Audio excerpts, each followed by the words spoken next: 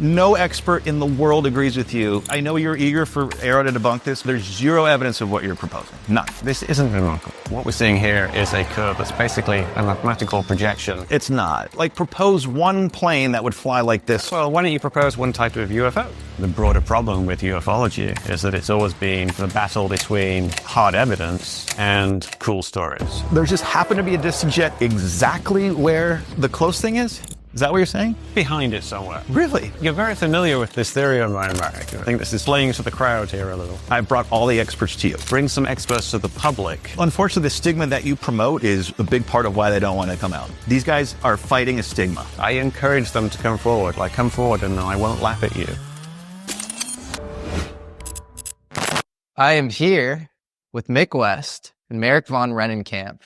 And this couldn't be better timing for this debate. We planned this maybe a couple weeks ago. Both of you are very well known. Merrick, kind of on the pro side in certain cases where I wouldn't call you dogmatically, pro UFO, but there are a few videos that you've looked at where you think there's something substantial or worthy of investigation there. And Mick has done an amazing job. I think you're doing a service of debunking a lot of UFO videos that just are clearly fake. And so I'm honored to have you both here because I think you're both the most serious on the sort of, this is a poor way of saying it, but pro and anti side. And but this couldn't be better timing, right? It's just insane how many quote unquote drones we're seeing over Air Force bases all over the world right now. And so, yeah, I'm very excited. You kind of came on my radar because you publish in The Hill and you're a former DoD employee. And so you kind of know that world. And you were publishing really substantive pieces around some of these videos. And you, Mick, have been doing this for how long? Like 5+ years or? Since 2016. Since 2016. And I think you've always done a pretty good job. And I've heard things from UFO junkie friends of mine, like, oh, Mick's like a bad faith actor, but all of our conversations we've had, I find you to be pretty earnest and cool. So why don't you guys kind of introduce yourselves and tell the audience how you got into this sort of vigilante job of debunking or confirming UFO videos to begin with? I'll start with you, Merrick. Well, Jesse, thanks for having us. And Mick, thanks for being here. So I'll be very honest. I didn't think about this topic. I thought it was squarely in tinfoil hat territory. This is not anything on my radar. I missed the big 2017 story with Leslie Kean and Ralph Blumenthal. It's just as a testament to how little I was tracking this. But I did stumble upon, I think it was late 2019, the interview that Commander Fravor did on Joe Rogan. And I previously worked at the Pentagon. I worked with some naval aviators, more rotary wing guys, but I knew the type, the bravado, the way they carried themselves. And as soon as I watched 5 minutes of Fravor, and this guy's the real deal, right? He's a skipper of a storied squadron out on the West Coast, the FA-41 Black Aces. And he tells an incredible story.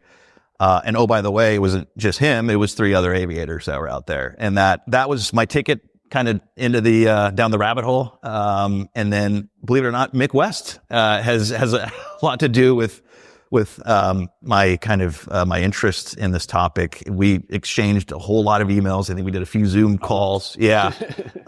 This is years ago. And, I'll just be transparent. The deeper I dug into Mick's theories, and first of all, I'll just say, like, who's this Mick West guy who thinks he knows more than the government? Like, okay.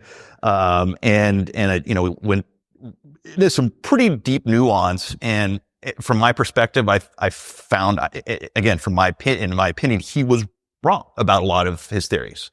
And the deeper we dug, I'm like, my goodness, there's something to this. And that was really kind of the twin tickets down the rabbit hole, dug into the history and started writing articles about it. Awesome. And before we get to you, Mick, for context for the audience, we're going to be going over kind of the classic historic landmark cases. So Nimitz FLIR videos, or video rather, the Gimbal and GoFast videos, which were taken at the USS Roosevelt, 300 miles off the coast of Jacksonville. Mick, what about you? How did you get into this? Well, I am a retired video game programmer. which is a very different background to Merrick. And after I retired, I took up writing.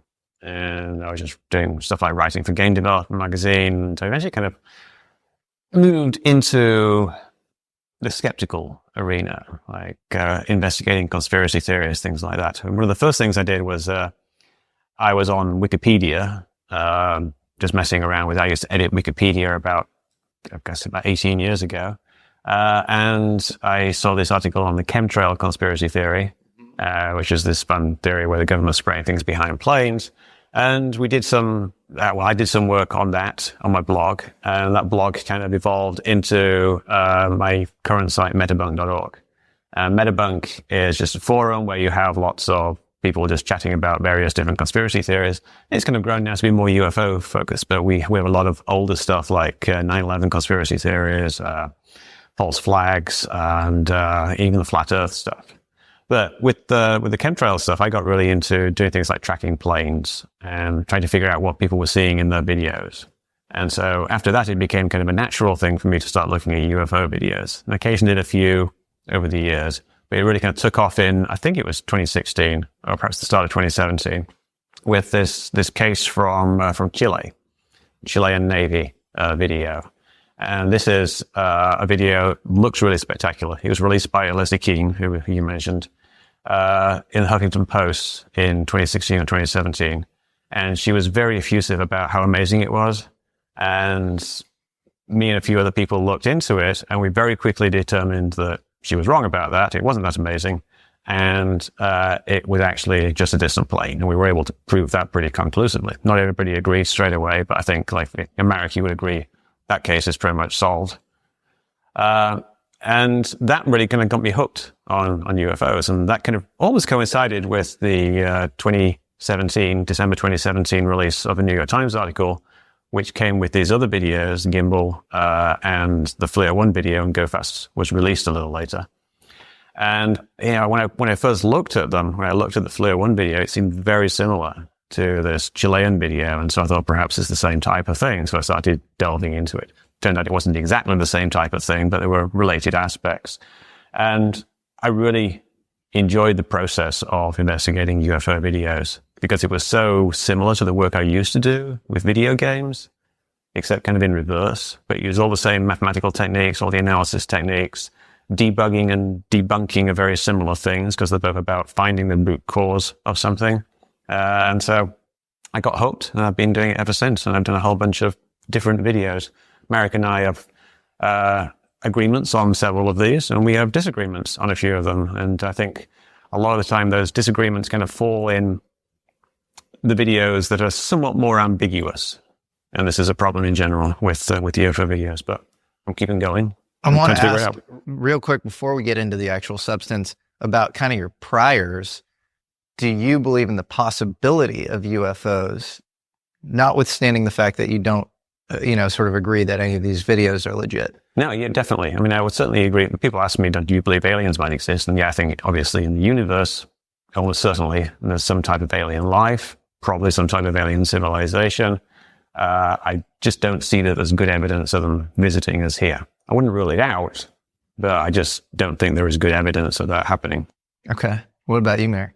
I previously, before I went down the rabbit hole, I was in Mick West's camp. I thought the universe is exceptionally large. We just cannot conceive how large it is. And I firmly believe that there was life out there, not that it was here. Fast forward over the last, I'd say 3-4 years, I have done I'd say a deep dive into the history of this topic. And I've read the raw case files, the raw blue book case file, like no analysis, just the straight reports. And I've come to a very different conclusion. I'm a big fan of James McDonald. I don't know if you guys are familiar with him, but very, very prominent figure in the history of this topic. He's an atmospheric physicist. I encourage anybody watching to read anything and everything that he has written.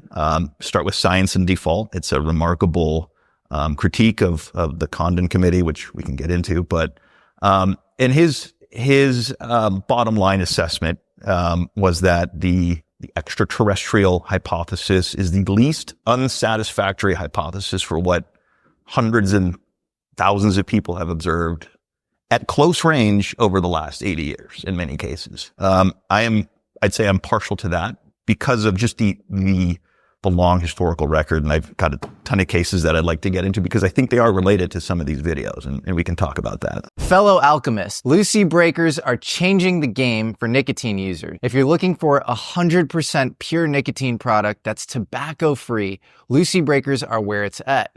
Each pouch has a cool twist. Inside is a capsule that can pop to release an extra burst of flavor and hydration. It's a unique experience that makes your nicotine routine more enjoyable and convenient. As someone who delves into the most heretical thinkers and ideas of our time, I appreciate products that challenge the norm. Lucy breakers do just that. My personal go-to flavor is mint. Whether I'm deep into a podcast discussion, exploring new frontiers, or brainstorming ideas, throwing in a Lucy is an easy way to keep the day moving. Plus, the flexibility and strengths let you choose what suits you best. Let's level up your nicotine routine with Lucy. Go to lucy.co/Jesse and use promo code Jesse to get 20% off your first order. Lucy has a 30-day refund policy if you change your mind. Again, that's lucy.co and use code Jesse to get 20% off. And here comes the fine print. Lucy products are only for adults of legal age. Every order is age verified. Warning, this product contains nicotine. Nicotine is an addictive chemical. Thanks so much to Lucy for sponsoring today's episode. So I think we should just dive into the footage and, Sure. Can I, not to just interrupt, but I just want to quickly just acknowledge, and again, I bring a historical kind of government perspective to this. Can we just acknowledge what has happened over the last 5 years? We've gone 80 years, and we are literally at the 80-year anniversary of the first reports of Foo Fighters. Like, that happened November of 1944. 80 years of denial, ridicule, obfuscation to, and I love this quote from Mick, June 20th, 2020. This is when Rubio snuck a provision into, you know what we're talking about, right? Snuck a provision into Senate Intelligence Committee language, and Mick's quote is, "Years will pass, it will recede in memory, little will come of it." I assure you, in June of 2020, I probably would have agreed with you. Yeah. Now we have AARO. I think it's about 3-4 dozen. We just heard with this week that they're at full operational capability. 3-4 dozen people working at a UFO office, right? 1,600 cases as of last count. And its director just came out and said, in essence, I am baffled. I have an engineering and science degree. I'm baffled. I don't know what's going on, and I don't know anybody else who knows what's going on with some of these cases. That's pretty extraordinary. He was a former NSA director. He's an NSA scientist. Scientist? Okay. Yeah. So it is pretty remarkable. We had just about we had former CIA directors, former national intelligence directors, just extraordinary things. You know, Radcliffe has said, UAP UFOs exhibit technologies that we do not have and cannot defend against, right? They appear to. Right. I'm just saying, I'm trying to acknowledge where we've come. It is extraordinary. It is astounding, right? I don't think, I suspect if I had shown you a picture of Dave Grush testifying under oath with the former Inspector General of the Intelligence Community sitting right behind him 4 years ago when you wrote that tweet, you probably thought I was crazier than I. Well, what I meant by the nothing will happen was not that nothing would happen. It was more that nothing would happen in terms of giving us evidence that aliens are visiting, which is the thing they really want. I'm actually really happy that we've got all this progress and we've got these investigations, and that AARO is doing a lot of work. Even they're spending millions of dollars on investigating it, and hopefully they will release their information. I don't think we've really got much further along the road in terms of actual evidence of genuinely anomalous phenomena that didn't exist 5 years ago. The stuff that AARO's released, obviously, like, people are disappointed with that, and their overall assessment is, there's no evidence of alien life. Right. We have lots of talk about things going on behind curtains and in skiffs and in secret, and things that people can't talk about. And that's interesting. But I think it kind of speaks to the broader problem with ufology, is that it's always been a bit of a battle between hard evidence, hard data, and cool stories. Right. We have a lot of really amazing eyewitness accounts. A lot of the Blue Book stuff is eyewitness accounts, and there's very little that's you can actually get this tangible data. There's some data that's written down, but there isn't really very much we can actually analyze. And that's what we really need to move the conversation forward. Having people come forward and say, I worked on a program in the 60s that did crash retrieval, I don't think it's really going to move the needle very much, unless they can actually produce some evidence of something. It's just more cool stories, which, maybe they're true, maybe they're not, but we can't actually do very much with them. And that's always been the problem. And then there's the intersection of the cool stories with the data, with the videos, which we'll get into later, where people are, talking about. I'll give you two points that maybe give us a little bit of hope to really address your point. And I think Kozlowski has said, and the quote here is, and Kozlowski is the director of AARO, the new director. Dr. Kozlowski is the new director of AARO, which is the government's UFO analysis office. And his direct quote is, we're going to need the help of academia and the public to address some of these cases. And he's pledged to release them. Yeah, now, great. I'm skeptical, right? I know how the government works. They don't release anything they don't have to. But he said this. So just to kind of address your point, maybe we'll see some more. I don't know.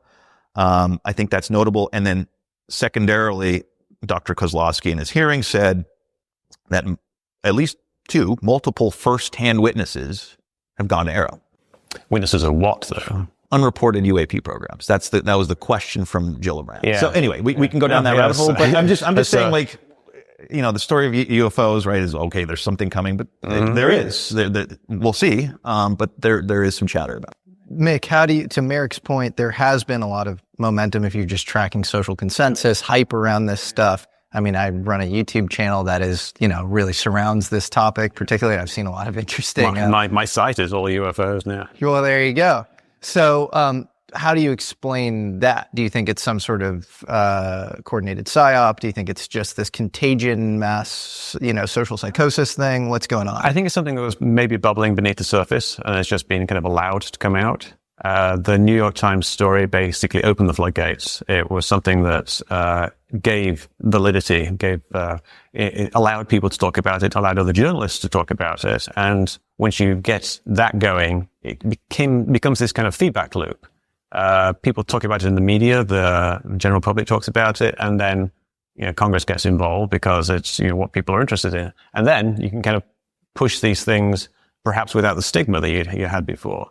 And if there are things like unacknowledged SAP programs, which, I wouldn't rule out, of course, it's entirely possible that people were running crash retrieval programs, for things that they thought were UFOs, back in the day.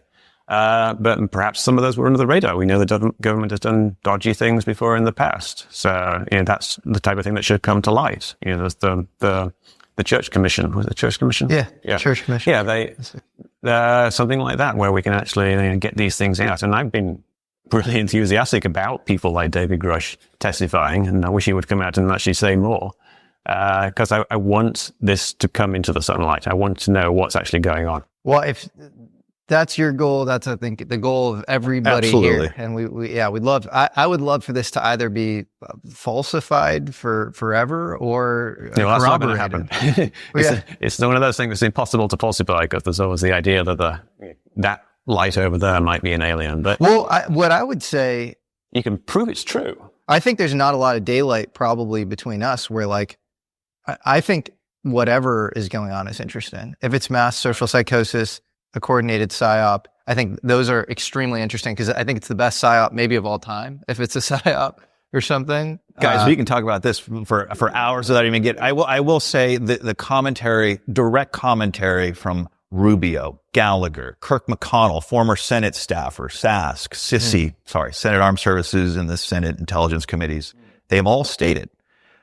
Gillibrand, her first question in the hearing, she said, right, there are reports that first-hand witnesses are reluctant to go to the UFO, the Pentagon's UFO office.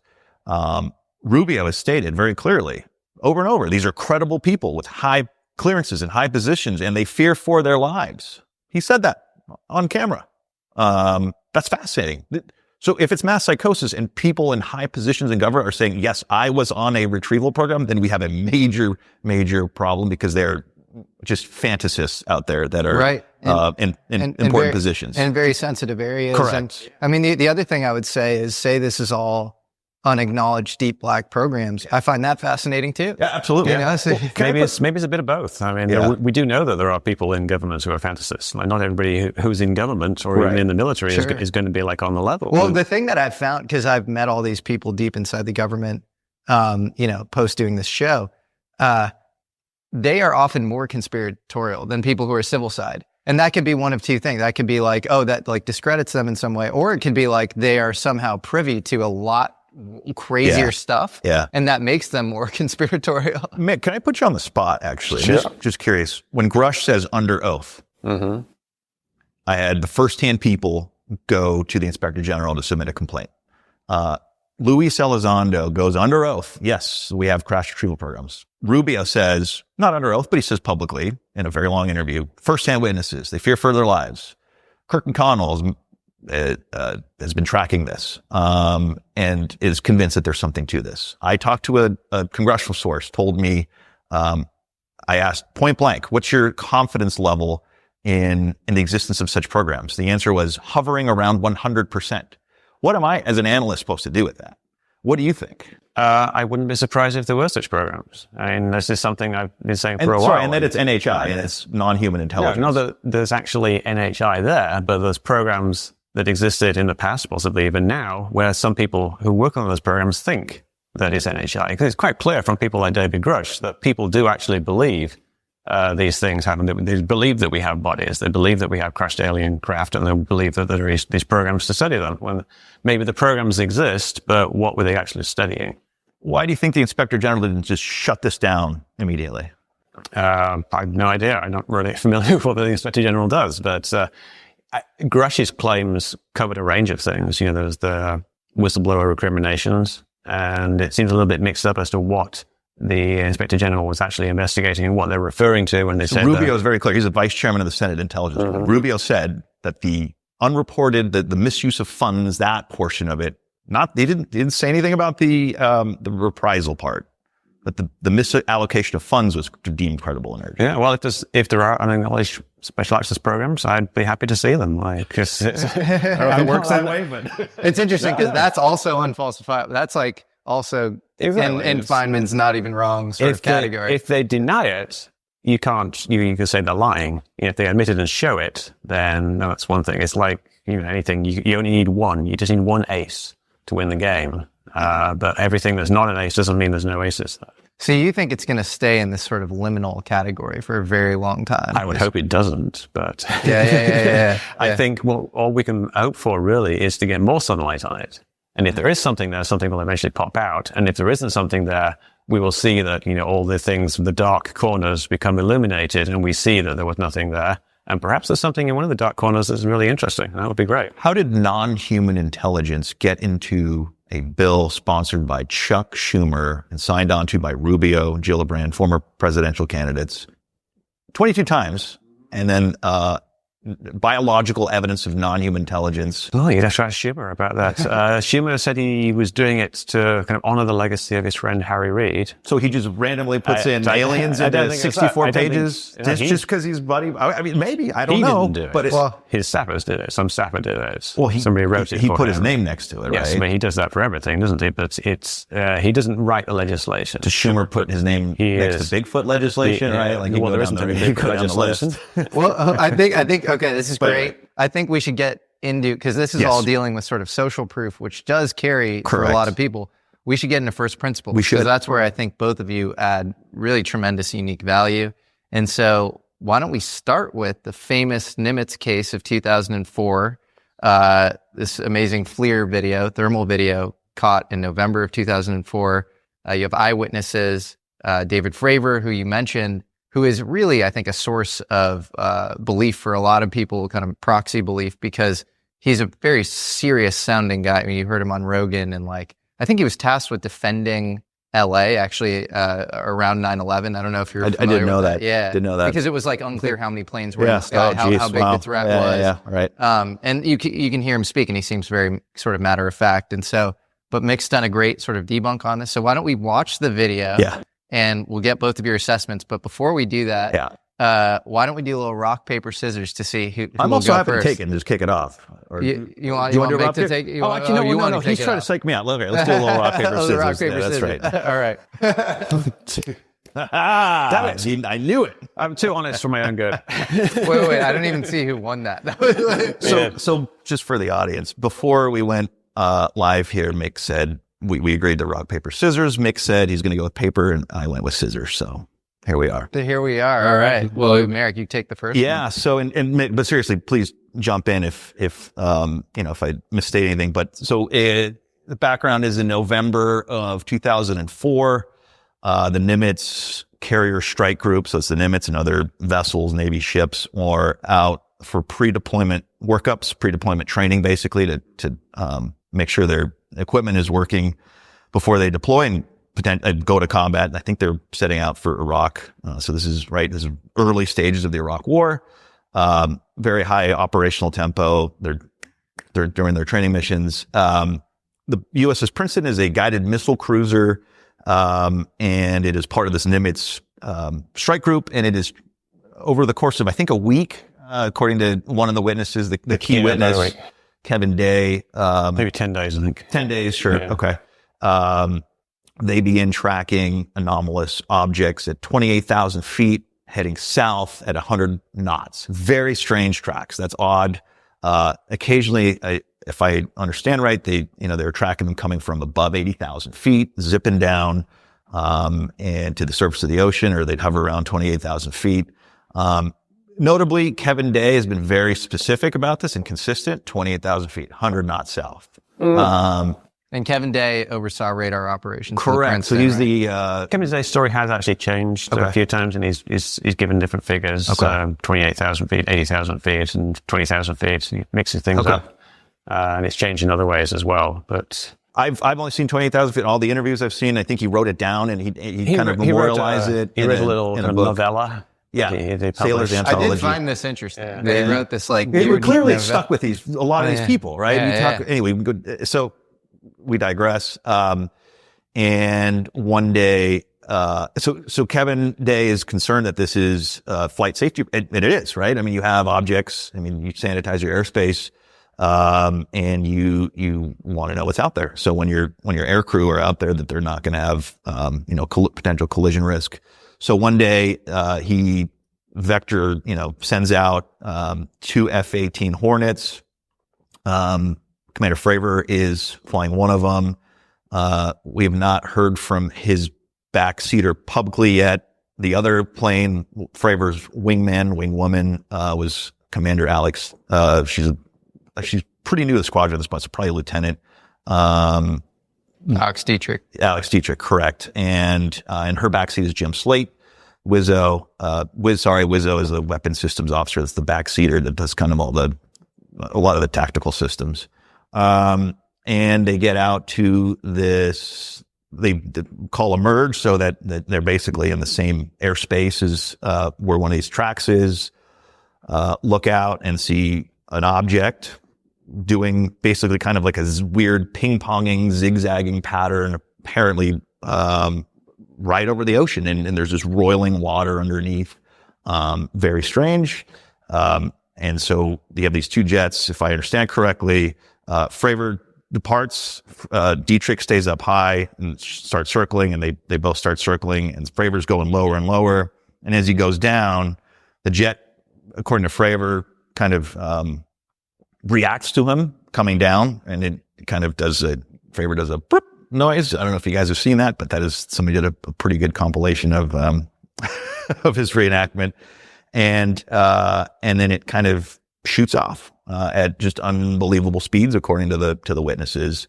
Anything else before? Well, a couple other interesting things. Yeah. He said, so it goes, it's 80,000 feet, and then, right above the surface of the water. And then he says, goes back up 80,000 feet. And then he says, and he goes, 80,000 feet is space. So that was like this interesting line. Yeah. And then he also says, when he sees the craft, and this was, I found very interesting, he was like, it almost seemed like it knew Yeah. that he saw it. Yeah, and it Which- recognized him or something. There's some kind of mirrored his awareness. movement. Yeah, that's right. No, I'm sorry. Good point. Yeah, now that you mentioned it, kind of. So as Fravor's going down the circle, the thing does one of these like kind of a counter circle, right? And I think it's called a two. But it shoots off and apparently ends up at a pre-designated rendezvous point. Let's call it a cap point, and that is an area known to aircrew. So that is interesting. Yeah, it is interesting. A lot of this information kind of comes secondhand via various people. Like we're talking about the 80,000 feet, and you said Fravor said that. Fravor didn't see that himself, and he didn't even get a blip on the radar. They didn't actually see it on their own plane's radar.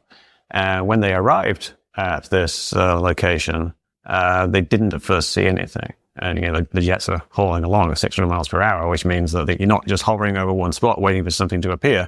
You end up a few miles down the road very, very quickly. So Commander Dietrich, or Alex Dietrich, disputes that very clearly.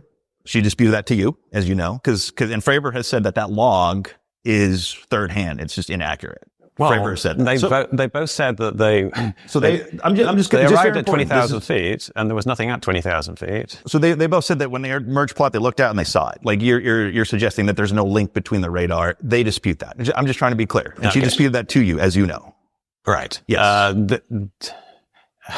I think Fravor himself has actually said that when they arrived, they had to look around a little while before they saw it. I think they was pretty quick. Dietrich, well, of course, like Dietrich's account. Let's just leave it at there's a discrepancy. Well, no, there's a bigger discrepancy. If you're saying that Dietrich's account matches Fravor's account, you have to say that also Dietrich says her experience only lasted 8 to 10 seconds. The entire thing from merge plot to the thing flying away. Right. And Commander Fravor says it lasted about 5 minutes. Right. And he said that all 4 pilots had eyes on for 5 minutes.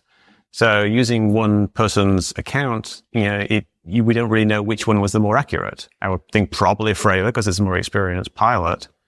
But he himself said that it did take a little while to find the and Dietrich object has under addressed him. this, and we can go down this rabbit hole. But she's just said, like, as a number 2, like she's watching him. She's not watching the target. She's watching him.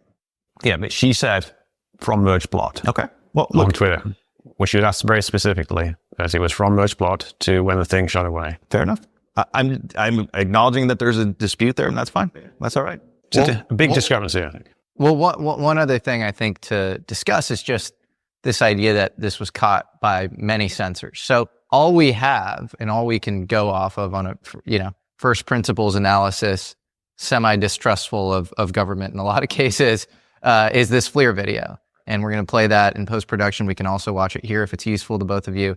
But they say that they caught it on phased array radar, and then you also have, eyewitnesses as well. And so, right. So can we even use that as data, or what do you guys think? Go ahead. Yeah, I think it's a bit of an issue. Like some of the stuff, like it dropping from 80,000 feet, was something that Kevin Day said that someone else told him. The people that work in the missile defense program on shore told him that they saw it later. He didn't actually see that at the time. He says 28,000 feet, but they went in at 20,000 feet and it wasn't there either. So there's a lot of, in the actual verbal accounts, there's a lot of variation. I think we can get an overall sense that something happened. There was something that showed up on the radar and they did see some object. Yep. But there is quite a bit of variation. Was it a seagull, Mick? Because I've seen a video of you suggesting it might have been a seagull. I don't think it was a seagull. Okay. I suggested that when Fravor was looking down, there might have been a variety of things that he might have seen looking down, like white caps and boats and things, and seagulls. I think you said, I think the one quote of the was, things I said. I think you said, I hate to say this, but there would have been seagulls out there. Yeah, there would have been. Yeah, but 100 miles offshore? Yeah. Seagulls, I actually looked this up. Seagulls really don't go. I'm not an ornithologist. Let's be clear. They don't venture very far from shore. So anyway, the seagull thing is quite, I don't think I find it entertaining. Seagull, so you got to go down. You got to go down. It's kind of interesting. That little segue. We were talking about Hynek earlier. Yeah. Hynek was the person who came up with the swamp gas thing. Correct. Yeah. Correct. And then later kind of admitted that he was lying and covering things up. I don't think he was lying about that particular case. I think then he actually thought that might have been a reasonable explanation because there was a marsh in the middle of where they were looking across. But it was a pretty silly explanation, and it was kind of rightly ridiculed by the press. Then it was seized upon by kind of UFO fans to label any explanation of UFOs as being like, they just say it's swamp gas, or they just say it's a weather balloon. And I think to a degree, the Siegel explanation has become like the modern swamp gas. So I get Siegel comments almost every day. Okay, got it. Almost every day on Twitter. So you're saying you would admit that Siegel is not your base case? Absolutely not. I mean, okay. like what Fravor saw was some kind of tic-tac shaped object. Yeah. And it appeared to be moving around. And if it was a Siegel, I don't think he would have made that mistake. Let's talk about a guilt-free alternative to alcohol that's perfect for your dry January or any time you want to unwind. Cornbread's organic CBD gummies. These gummies are an absolute lifesaver for my evening routine. They're a natural way to relax, celebrate, or wind down without the hangover. I've cut back a lot on my alcohol consumption over the last few years. For a lot of you trying out dry January or cutting back generally, it's not always easy, but swapping that glass of wine for Cornbread's CBD gummies is a total game changer. It's a simple upgrade to your evening routine that leaves you feeling great the next day without sacrificing the fun. Plus, with all natural ingredients, they're the perfect way to stay balanced. Cornbread hemp isn't just a product, it's a small way to bring balance into your life. Whether you're journaling, meditating, or simply enjoying some downtime, these gummies elevate the experience without any of the guilt. It's like having a moment of calm in your pocket, ready whenever you need it. Alcohol doesn't have to be the default anymore. Whether you're cutting back for dry January or just looking for a healthier way to relax, you've got to try Cornbread CBD gummies. Right now, American Alchemy listeners can save 30% on their first order. Just head to cornbreadhemp.com/Jesse and use code Jesse at checkout. Again, that's cornbreadhemp.com/Jesse, code Jesse. Cornbread Hemp. This is the good life. And then how many eyewitnesses do we have? Because you have... It's a great, yeah. We have a few, right? Can I just quickly back up maybe? And gosh, I mean, the setup has taken so long, we're not even going to look at the video. But I believe a squadron commander from a Marine Corps squadron that was actually flying by, Kurth, I think is his name. Kurth, whatever. And they decided not to vector him out there, I think because of fuel issues, I'm not sure, but he saw the roiling whitewater. Didn't see the tic-tac, but the roiling whitewater. That's interesting, right? Yeah. But to your point, for that first encounter, we're talking about 8 eyeballs on this thing. Yeah. One of them is squadron commander. The others are, pretty well trained. Right. And what do you think about that? Yeah, I wish that we'd get more witnesses coming forward. Yeah. I think it's difficult now because it's literally 20 years since this happened. Yep. And memory fades. And Alex Dietrich herself has said that she doesn't really remember the details that well now, and probably the other people won't either. But, I think once you've got past the initial year or so of people remembering things, it's very difficult to get that much more good information. And using accounts from the time, if available, is usually the best way. But we don't really have those. Alex does say she has some notes that she made and some diagrams. How do we get those? Well, you give her a call and... That's right. Okay, yeah, let's try to, reach out. Yeah. Well, there are a couple other interesting things. I think there were 2 radar systems, the SPY-1B radar and the APS-145 radar, and we've seen neither of those. We just have the FLIR, and this is recorded video. after. This is like an hour or 2 after the video, which I think that's when you had the E2 Hawkeye and then the Princeton. So just to back up, the E2 is like a flying radar basically, right? And it had apparently had a weak hit on this target, the what's in the video. And the Princeton did as well, which is how, and Underwood had it on his radar too, he said. That's right. Yeah, he said he got a hit on his radar. So he had 3 radar systems on whatever that is. And this is Chad Underwood. Correct. Sorry. Yeah. So that original air crew, the 4 air crew and those 2 jets go back to the carrier. They get out. Apparently Fravor tells Underwood, "Hey, we just saw something weird. Try to go catch it." And Underwood's really gung-ho about it apparently. And yeah, I'm going to go get it. And yeah, he's vectored out. I'm guessing like an hour or 2 after. It's not clear. They don't say. Okay. So they cycle through people about it and they said they don't want to. I think I asked Kevin about it and he didn't want to tell me. Yeah.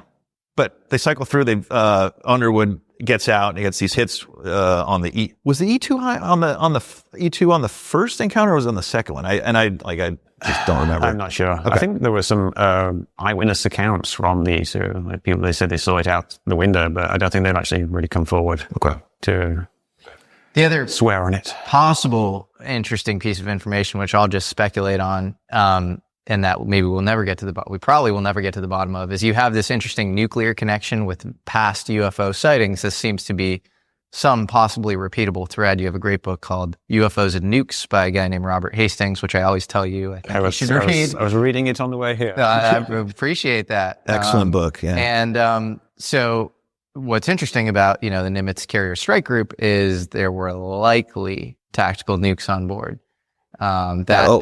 Just when it comes to, I think, when it comes to ships like that.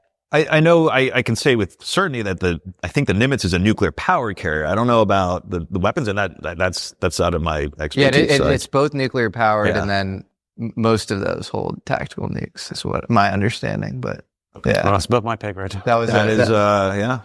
got me there. My source there is Robert Hastings. But Okay. Well, I'm a big Robert Hastings fan, so. Well, yeah, you would say that's biased. You would say that's pretty good. I think Hastings is this is a tangent. We can, get into this later, but I think Hastings is pretty solid. Yeah. He is, go for it. A mixed bag, I would say, I think. Listening to his book, he does a pretty good job of doing a lot of research. He's very detailed. But it does seem very much biased towards trying to prove that point. Uh-huh. And he'll lay out a few things. Well, it could be this, it could be that. But I think it's actually aliens. On the theory side, but on the kind of what happened side, he's like pretty empirically rigorous. Yeah, right? He's repeating things. It's mostly eyewitness accounts. Well, I got to give him credit. I mean, he's compiled, and I take an intelligence analysis approach to this topic, much more than Mick takes a much more technical approach. But the documentation that Robert Hastings has secured is unbelievable. It is. It's extraordinary. It's 170 eyewitnesses. It's incredible, and also the government documents, right? Yes, that is what that to me is also of interest. Anyway, we can go. That's a whole other rabbit hole. It's a whole other rabbit hole, but I think it's important for establishing some sort of priors on this stuff because, I'll just to kind of out myself here, as I want to be as much of kind of a non-factor and just honest judge and let you guys have at it. But my own kind of way I process this is I usually think these things are prosaic or explainable way. Right. You can explain them away. They're, air trash or balloons or whatever, or exotic, craft. But I think in the case of nuclear, that might be the exception. Just because I think you have this repeatable, they say science needs to be repeatable, and you do have this like really interesting repeatable thread where you have all these witnesses who have, Q clearances. It's hurt their careers to come out. Their incentives are not to come out. And if 170 have come out in the form of this book, and you have a researcher who's now in his 70s, how many more that have not come out there? That would be my question. To your point, we wouldn't know about these videos if they hadn't been leaked. Right. To your point. Right. Well, this is interesting too, because let's talk about the provenance of Nimitz, because Nimitz, Gimbal, and GoFast were popularized in this New York Times article in 2017. But Nimitz, I believe, the video itself was kind of floating around on Reddit, and it was even on a German server. On a German server, and you can still access it via the archive.org, the Wayback Machine. So there's actually a live link to this from, I think, I'm not sure exactly when, like 2010 or something. So what like German? It's like a CGI. I did a little digging into this, and I could quickly just make a point here. Like, this is when debunking goes wrong, because when that came out and it was on above top secret, all these message boards or whatever, people had decided, oh, that's a hoax. That's not real. And then Mick, I love this. So in December of 2017, I think, To the Stars Academy put out an interview with, I think it's Commander Alex Dietrich, and your quote here on Metabunk on December 30th is, and she kind of described the whole encounter and described everything that that we just discussed. And your quote here is, "Frankly, it's laughable that anyone is taking this seriously." right? I'd have to see a bit more context about what No, it it's was. Metabunk Post 84, Okay. December 30th, 2017. It's 84.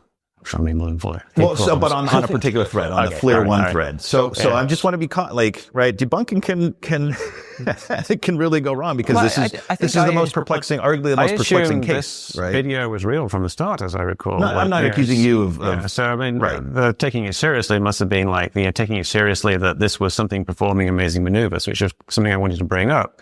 With all these videos, there's really two questions that we've got to ask. The first one is this object on the screen doing anything amazing? Is it demonstrating unique physics that we don't understand, or advanced technology? And then after you've answered that question or addressed that question, the other question is what actually is it? What might it be? Do you have a base case assumption? Because it doesn't seem to be flying normally. Well, my base determination for these three videos is that they don't demonstrate anything amazingly anomalous.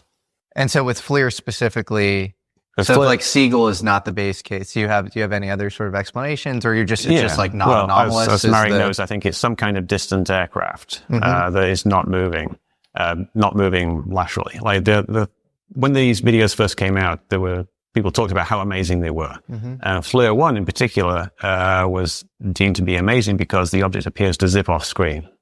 And there's parts of the video where it seems to accelerate very rapidly, and then it loses track at the end. And that's one of the first videos that I analyzed, and I kind of went through it frame by frame, and I think I showed fairly conclusively that all those things are just camera movement.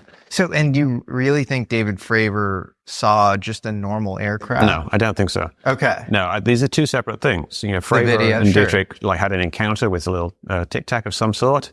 And then this video was taken hours later. It may be the same thing, but I think it's probably a different thing. Despite the fact that these sightings had gone on in this little week-long stretch in November, you think they're just sightings, different? They hadn't. The radar returns had. We had weeks of radar returns. And then they went out for intercept on November 14th. Yeah. And then apparently it stopped. That was it after that. That's what Kevin Day said. After that encounter, they didn't, nothing ever happened afterwards. But yeah, it's... The video itself, I don't think shows any advanced physics or anything like that. We don't know exactly what it is.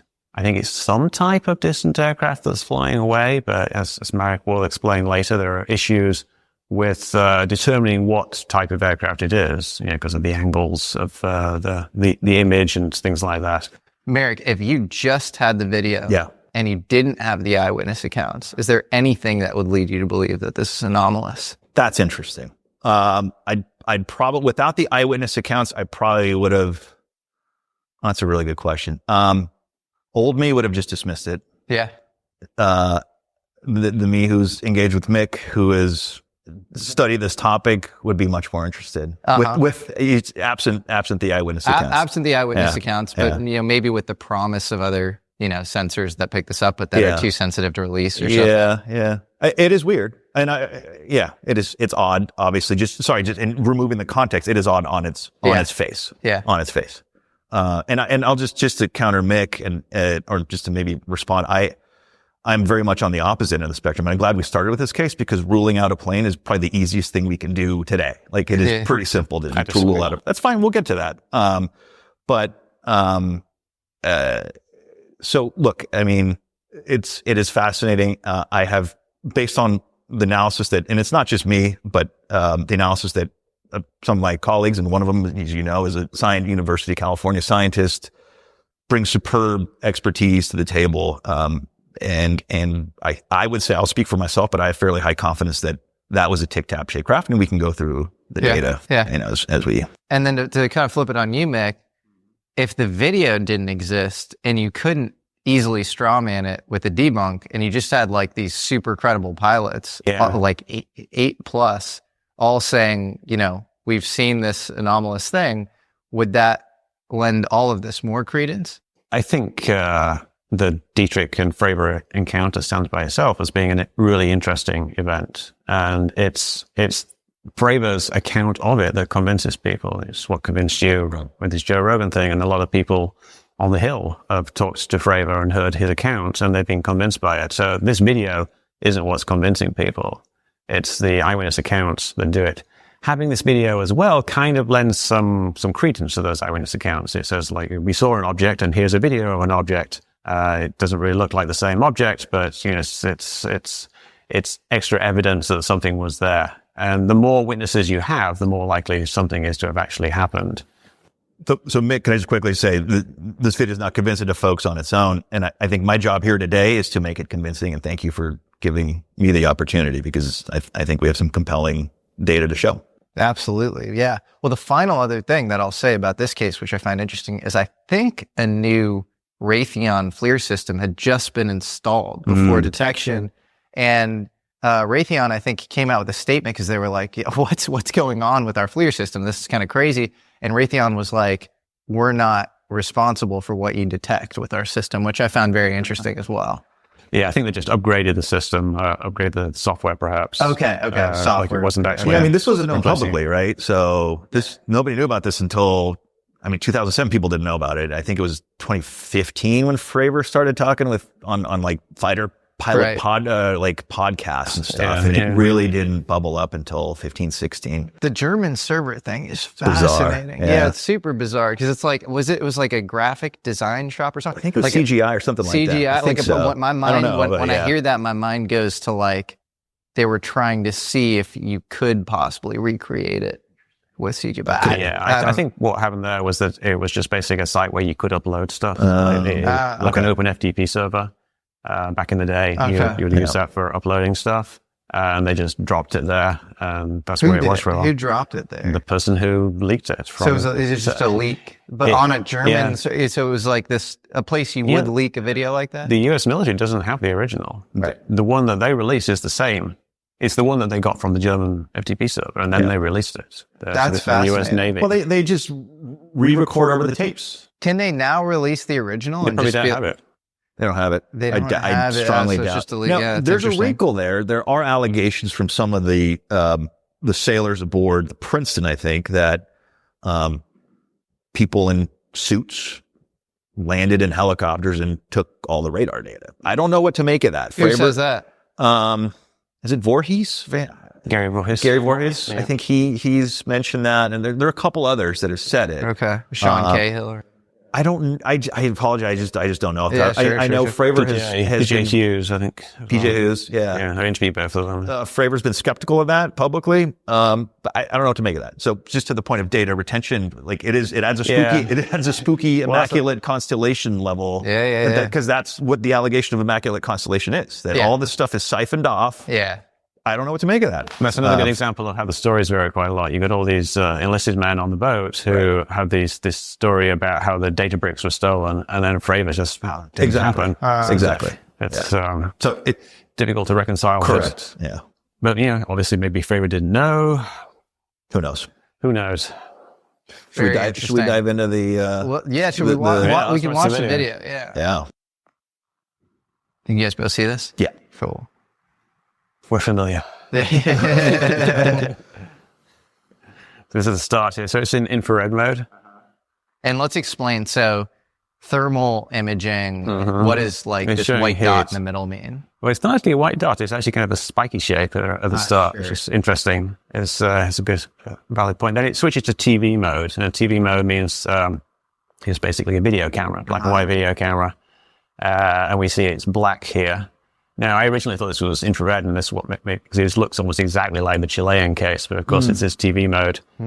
So this is actually, what you would theoretically see, like with your own eyes. Then it switches back to infrared. You can see the object kind of moved around a little bit. Little spin there. Now that's the camera doing a gimbal roll. It's the camera has to readjust itself occasionally. There's another little roll there. Do we want to get into symbology, Mick, or? Yeah. Well, it's going to do some interesting stuff in a second, but that's kind of the long, boring part, I guess. But okay, so it looked there like it zoomed off screen, and then this is the end thing where it appears to zoom off to the left-hand side. The symbology, we got like a whole bunch of stuff, numbers on screen, and this is how we kind of get to do the analysis. Like we have the angles, we have the top of the screen, we have the heading, the azimuth, and then we've got the elevation. which is, so was it like 6 degrees here? I can't remember. You mean from right to left? No, the elevation. I think it's 5 up. It's 6 up and then 5. Six then It goes- 5. yeah, exactly. So we that gives us kind of a line of sight. So we know that it's somewhere along this line of sight, and this line of sight moves from right to left, fairly levelly. And so we can kind of correlate that with the other numbers on the screen, which is the airspeed of the jet, which is expressed in calibrated airspeed. You have to convert it to true airspeed. And then the altitude, we know the altitude of the plane from there. So you can use all that to kind of set up a model of what we're looking at and what's actually happening. That's kind of like almost like the second part of the analysis. Like the first part is actually, is it doing anything amazing? And we saw at the end of the video, it kind of zooms off to the left of the screen. And there's kind of 2 parts to that. There's one where first of all, it kind of drifts a little bit, and then it seems to shoot off very rapidly. And people initially thought that was it accelerating very rapidly, but it's actually just changing zoom levels kind of halfway through the movement. If you kind of undo that zoom back from 2 times to 1 time, it just basically smoothly goes off. And the analysis I did on that, using all the angles and everything, was that the drift that it moved off from left to right was exactly the same as the drift that the camera was moving at. So I think what we're actually looking at here is the camera was tracking something like this, and then the camera lost lock and the object just kept going at exactly the same speed. So it gives the same effects of the object zooming off to the side, but it isn't actually moving. Mick, are you familiar with Yannick's analysis that it actually drifts off? It moves off 4 times faster at the very end than it does during the other losses of lock. Are you familiar with that? No, but I wouldn't be surprised because it's only a partial loss of lock, and the other ones, it's still basically kind of tracking it. I don't think, when you see it losing lock, it's not really lost the lock at those points. Can I just say, we're getting so in the weeds. And I think I just want to say, just maybe for the audience, that part of the reason that I'm doing this is I want to engage more people. I want more people, mathematically, scientifically inclined folks to grapple with this stuff. Agreed. That's why I write these articles. I'm trying to encourage interest, spur interest. I 100% agree.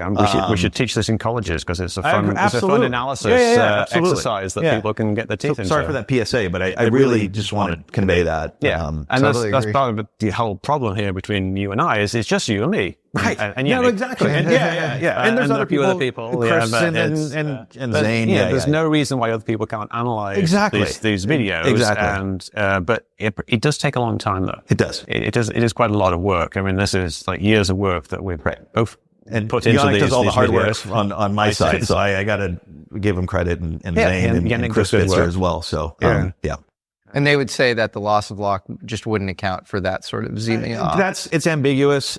Chad Underwood, who's the Wizzo who filmed it, he said, nope, there's no way the system would have lost it. I've talked to an active duty Wizzo serving now, and he said it's a finicky. I sent you the emails, right? You remember this, and I made a point to but the system can be finicky and can lose a lock, so it's a wash. I don't know what to make of that. Is the FLIR auto tracking, or is there somebody operating that? Is auto track. So that is correct. Yeah, it's a pixel exactly. Yeah, it's using basically the contrast between pixels, and it's just like image tracking in After Effects. You just lock onto something and it follows it.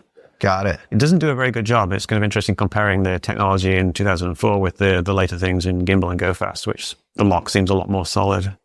What I like about this is I feel like both of you are being very reasonable. And if anything, I'm more confused in a healthy way. In my mind, the assessment there might be like the net assessment, quote unquote, would be like, really interesting eyewitness accounts and then kind of inconclusive on the video front. We'll just wait till we get to the analysis. Okay. Cool. Yeah. Huge news, everyone. We've been sitting on a ton of unreleased footage that we will now be releasing weekly in our new WHOP. Our first episode is a completely uncut, heated discussion between Hal Puthoff and Eric Weinstein on remote viewing. Yeah, you heard that right. I still can't believe I experienced that firsthand, and now I'm happy to share it with you all as our first exclusive video on WHOP. Head over to whop.com/American Alchemy Premium to become a premium member today. By becoming a member, you'll gain access to weekly premium videos, behind-the-scenes footage, and monthly group calls where we discuss the ideas we love most. Plus, you'll get early access to merchandise drops and be the first to know about the upcoming conference we'll be holding later in 2024. 2025. Our WHOP community will serve as a private space where curious individuals and tech enthusiasts can come together to challenge the status quo and explore ideas shaping our future. If you're passionate about exploring unconventional ideas and want to dive even deeper into our content, I invite you to join our WHOP today. Head over to whop.com/American Alchemy Premium to become a premium member today. Thank you so much and enjoy the rest of today's episode. All right, should we move to GoFast? Can we go to the slideshow real quick? Oh, yeah, I really want to show you the kind of what road and Mick. This is the video that you still have up, and I got a bone to pick with you, right? Because video's still up, and that it's clearly not an airline. I mean, let's describe what we're talking about. Do you want to set it up? So Mick has several videos up looking at the FLIR 1 video, and one of them he hypothesizes that it's a distant airliner. I think you said on a podcast that it's probably 50 to 100 miles away. Yeah, I think this video I made is like, what? Do you remember when it was? Like 20? Yeah, I just think it's still up there, and I think that's misinformation from my perspective. The description of the video. You put one sentence on there, nobody's going to read that one sentence. I think it's very misleading to have that video still up there. If you said it's an airliner 100 miles away, what's in the video? Like that thing's what I do at 66,000 feet. That's impossible. Originally, I hadn't done this analysis, very much analysis. It was pretty early on in the discussion thread. And so I was saying like what it might look like. Right. And I picked a airliner because that's what I'm kind of used to from the Chilean case. I was still kind of maybe biased by that Chilean case. And I did a little side-by-side comparison, and they look somewhat similar. You can kind of see they look somewhat similar, not the same. Will you remove that video? Because it's clearly... I think the basic analysis is right, and I can maybe change the title of it. So the analysis isn't that this is what it is that a blurry shape can look like another blurry shape. You clearly say in the video, like, oh, it looks kind of like an airliner going off to the right. It does kind of look like one. Yeah, but it can't be. Yeah, but it can't be. So why wouldn't you... Yeah, but the analysis of the video is still valid, that it kind of looks like that. It's maybe not. You understand my point, right? I think it's misleading. I think it's misleading to keep it up. I've added that to the description of the video. Nobody's going to read it. Okay, let's move on. So this is why it's so easy to rule out a plane. Number one, there's no tail. Boom, simple. Number two, if you're looking 5 degrees up, right? The perspective is, if Mick's theory is that it's another plane. He uses another F-18 in his example.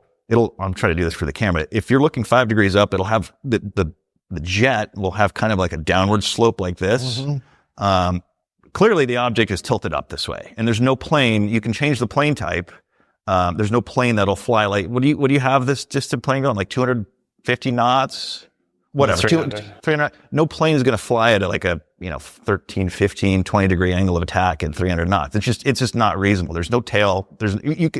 Ruling out a plane is the easiest thing we'll do all day today, from my perspective. Yeah, I don't think you can, though. I think the problem with this video is that it's a super low resolution video. But the angle is it's crystal clear. It's not really. Like, you will talk later about how the angle of the sun is going to affect the way you're looking at things. And we don't know exactly what we're looking at here. We're looking at a dark shape. Maybe some parts of that are being illuminated by the sun. Where's the tail? I mean, that's just simple. Maybe that's a similar color to the sky. Lots of planes have different. No. So this works by contrast. Could be a private jet. It contrasts, right? Well, it contrasts in the optical spectrum. So it has a white tail? Planes cannot have white tails. This is black against the sky. You're saying that it's a white tic-tac shape, an actual tic-tac shape. Yeah, absolutely, it is. And you're saying that it's this funny, weird shape. Yeah, we addressed because that. of the lighting. Okay, well, so it's not a plane, from my perspective. So it's easily... If it could be a tic-tac shape that's somehow morphed into this bizarre peanut shape because of the sunlight and these little legs that are supposedly sticking out, then why couldn't it be a different type of plane? Perhaps not this FA-18. There's a whole bunch of different types of planes. What plane flies at this angle? Yeah, I don't think it is flying at that angle. So your eyes are deceiving you, like it's really not at that angle? No, I don't think. I think what we're looking at isn't representative of the actual shape of the object. Great. So anybody who can see, it's pretty clear that it's tilted up. Why wouldn't it be representative? What do you mean it's pretty clear that it's tilted up? Because you can see with your own eyes. It's got a pointy bit at one end. Yeah, and we'll get to that. So if it's tilted up, then it's not. If it's got a pointy bit at one end, that means it's not really a tic-tac shape, isn't it?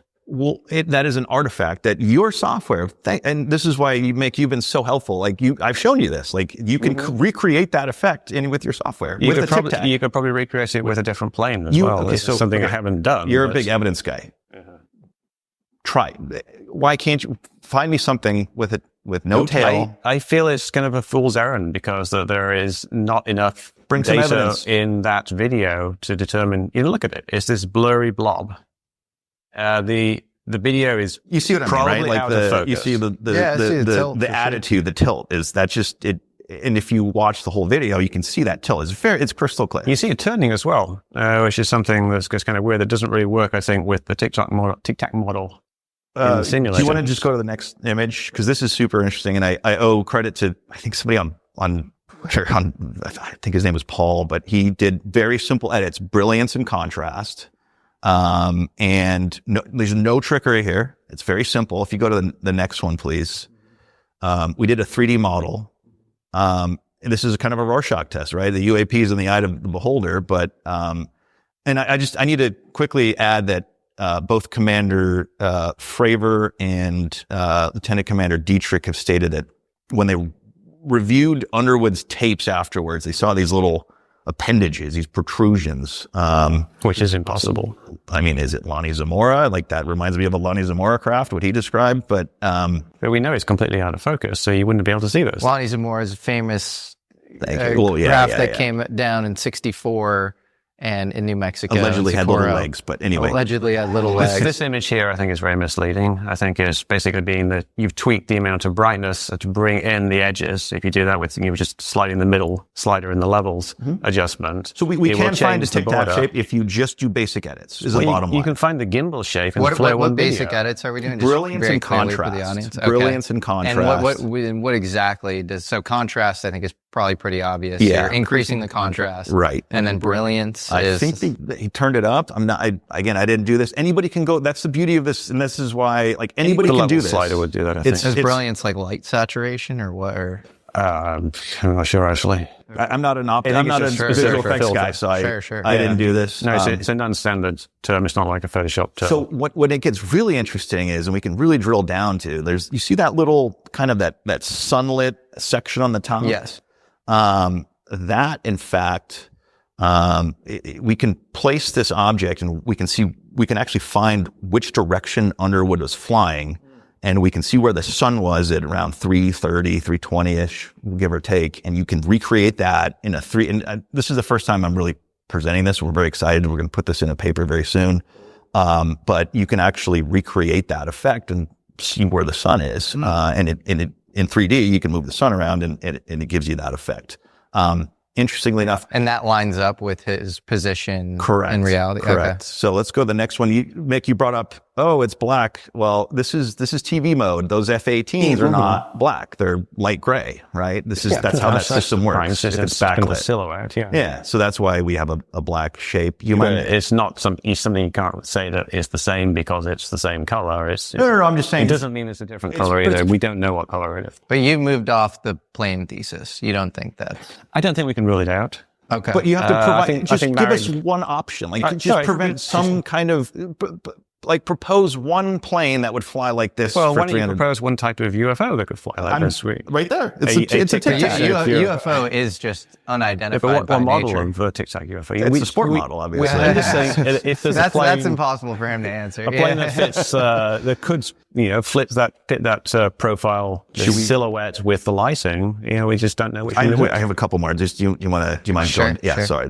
Run through this. So this is, you talked about that peanut. Yeah. So I used Mix. This is Mix. Oh, weird.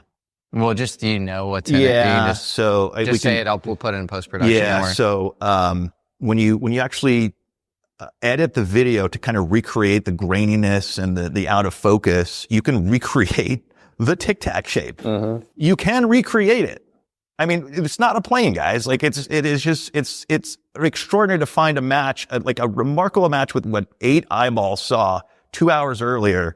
You can recreate that with Mick software. With my software, yeah, which I did. No, thank you. And I did that. for you, Merrick. But isn't that compelling that maybe this is just sensory data? There's a couple of points. I'll say one thing. Thank you, Mick.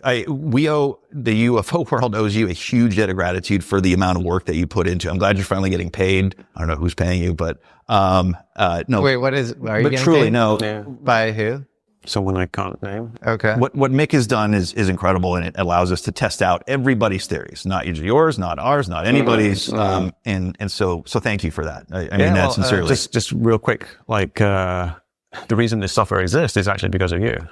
I appreciate it. And we were so what are the odds? Not just this, the original Gimbal simulator, which is the granddaddy of this, was because Marik was getting so annoying with this consistent criticism that I had to finally make a good video, and I had to write all this software to do it, and then I wrote this nice long video. But Mick, you always say oh God, there's these eyewitness accounts are always so incredible, but there's never any data to back them up. Here's a Tic Tac with little legs, which is exactly what Fravor and Dietrich were called. The amount of blur that you had to add there to make them match would mean that they wouldn't be able to see those legs. All I'm asking is, give me any plane, SR-71, any plane, a U-2, I don't care. How big are the legs? Well, how can I make? I'm mad. It's a mad. All right, you can we go made on? It blurry. So. Well, what I guess, Mick, what would you say to the fact that you can do some slight edits with a program that you built that allows you to... This is just to recreate one frame. I think what would be interesting... No, it's a video. Okay. Fair enough. Yeah.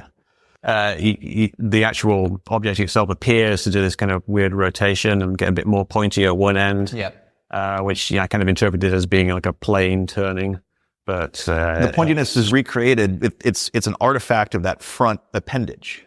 I've sent you the video. The lighting, but we don't have the rotation that matches. And your highest video. Percentage likelihood thing is plane still, even though there's some issues. I don't know.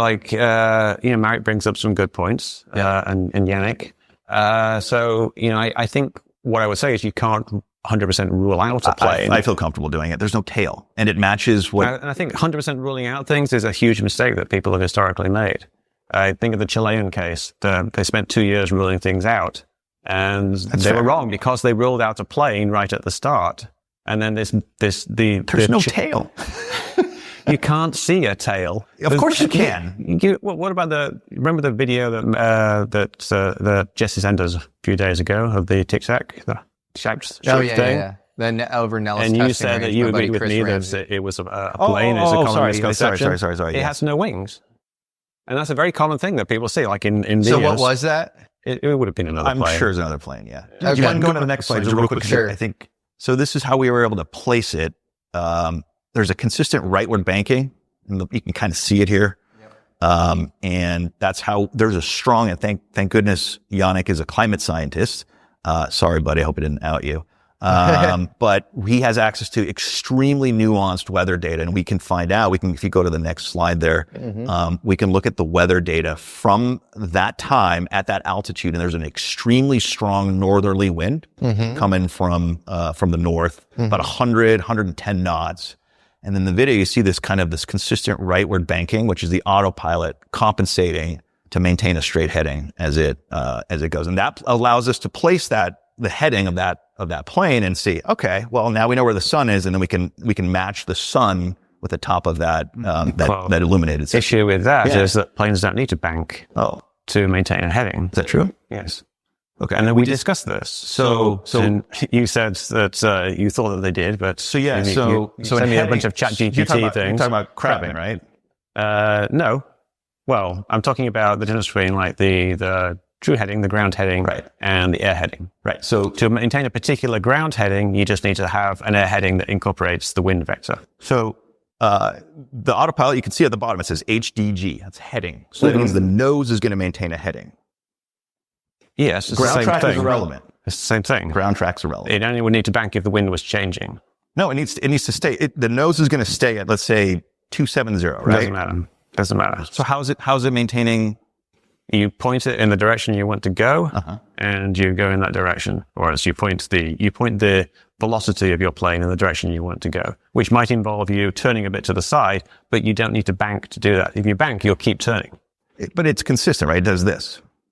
No, it's just wobbling a little bit. That was greatly magnified. That was the thing I sent you years ago. Yeah. that it goes in both directions. No, it it's goes only a little right. bit more to one It's side. only right. It does go actually to the other side a little bit. Well, anyway, it doesn't. You're fundamentally wrong with the play it in idea that you slow-mo need for the audience bank to turn to the side. So it's this is- 100 knot winds coming in. It doesn't matter. So it's completely irrelevant. It could be 1,000 knot winds. so if the wind is pushing the aircraft, Planes fly relative to the air. yeah, That altitude of the air is basically just a constant homogeneous mass, and there's no real turbulence there to speak of in terms of like differentials between the wind directions. So if the wind is moving like this, and you want to fly in that direction, you'll just have to like turn a little bit into the wind. that's called crabbing. No, that's called changing the heading of your plane. Crabbing is something where you actually kind of slide the plane a little bit. Right.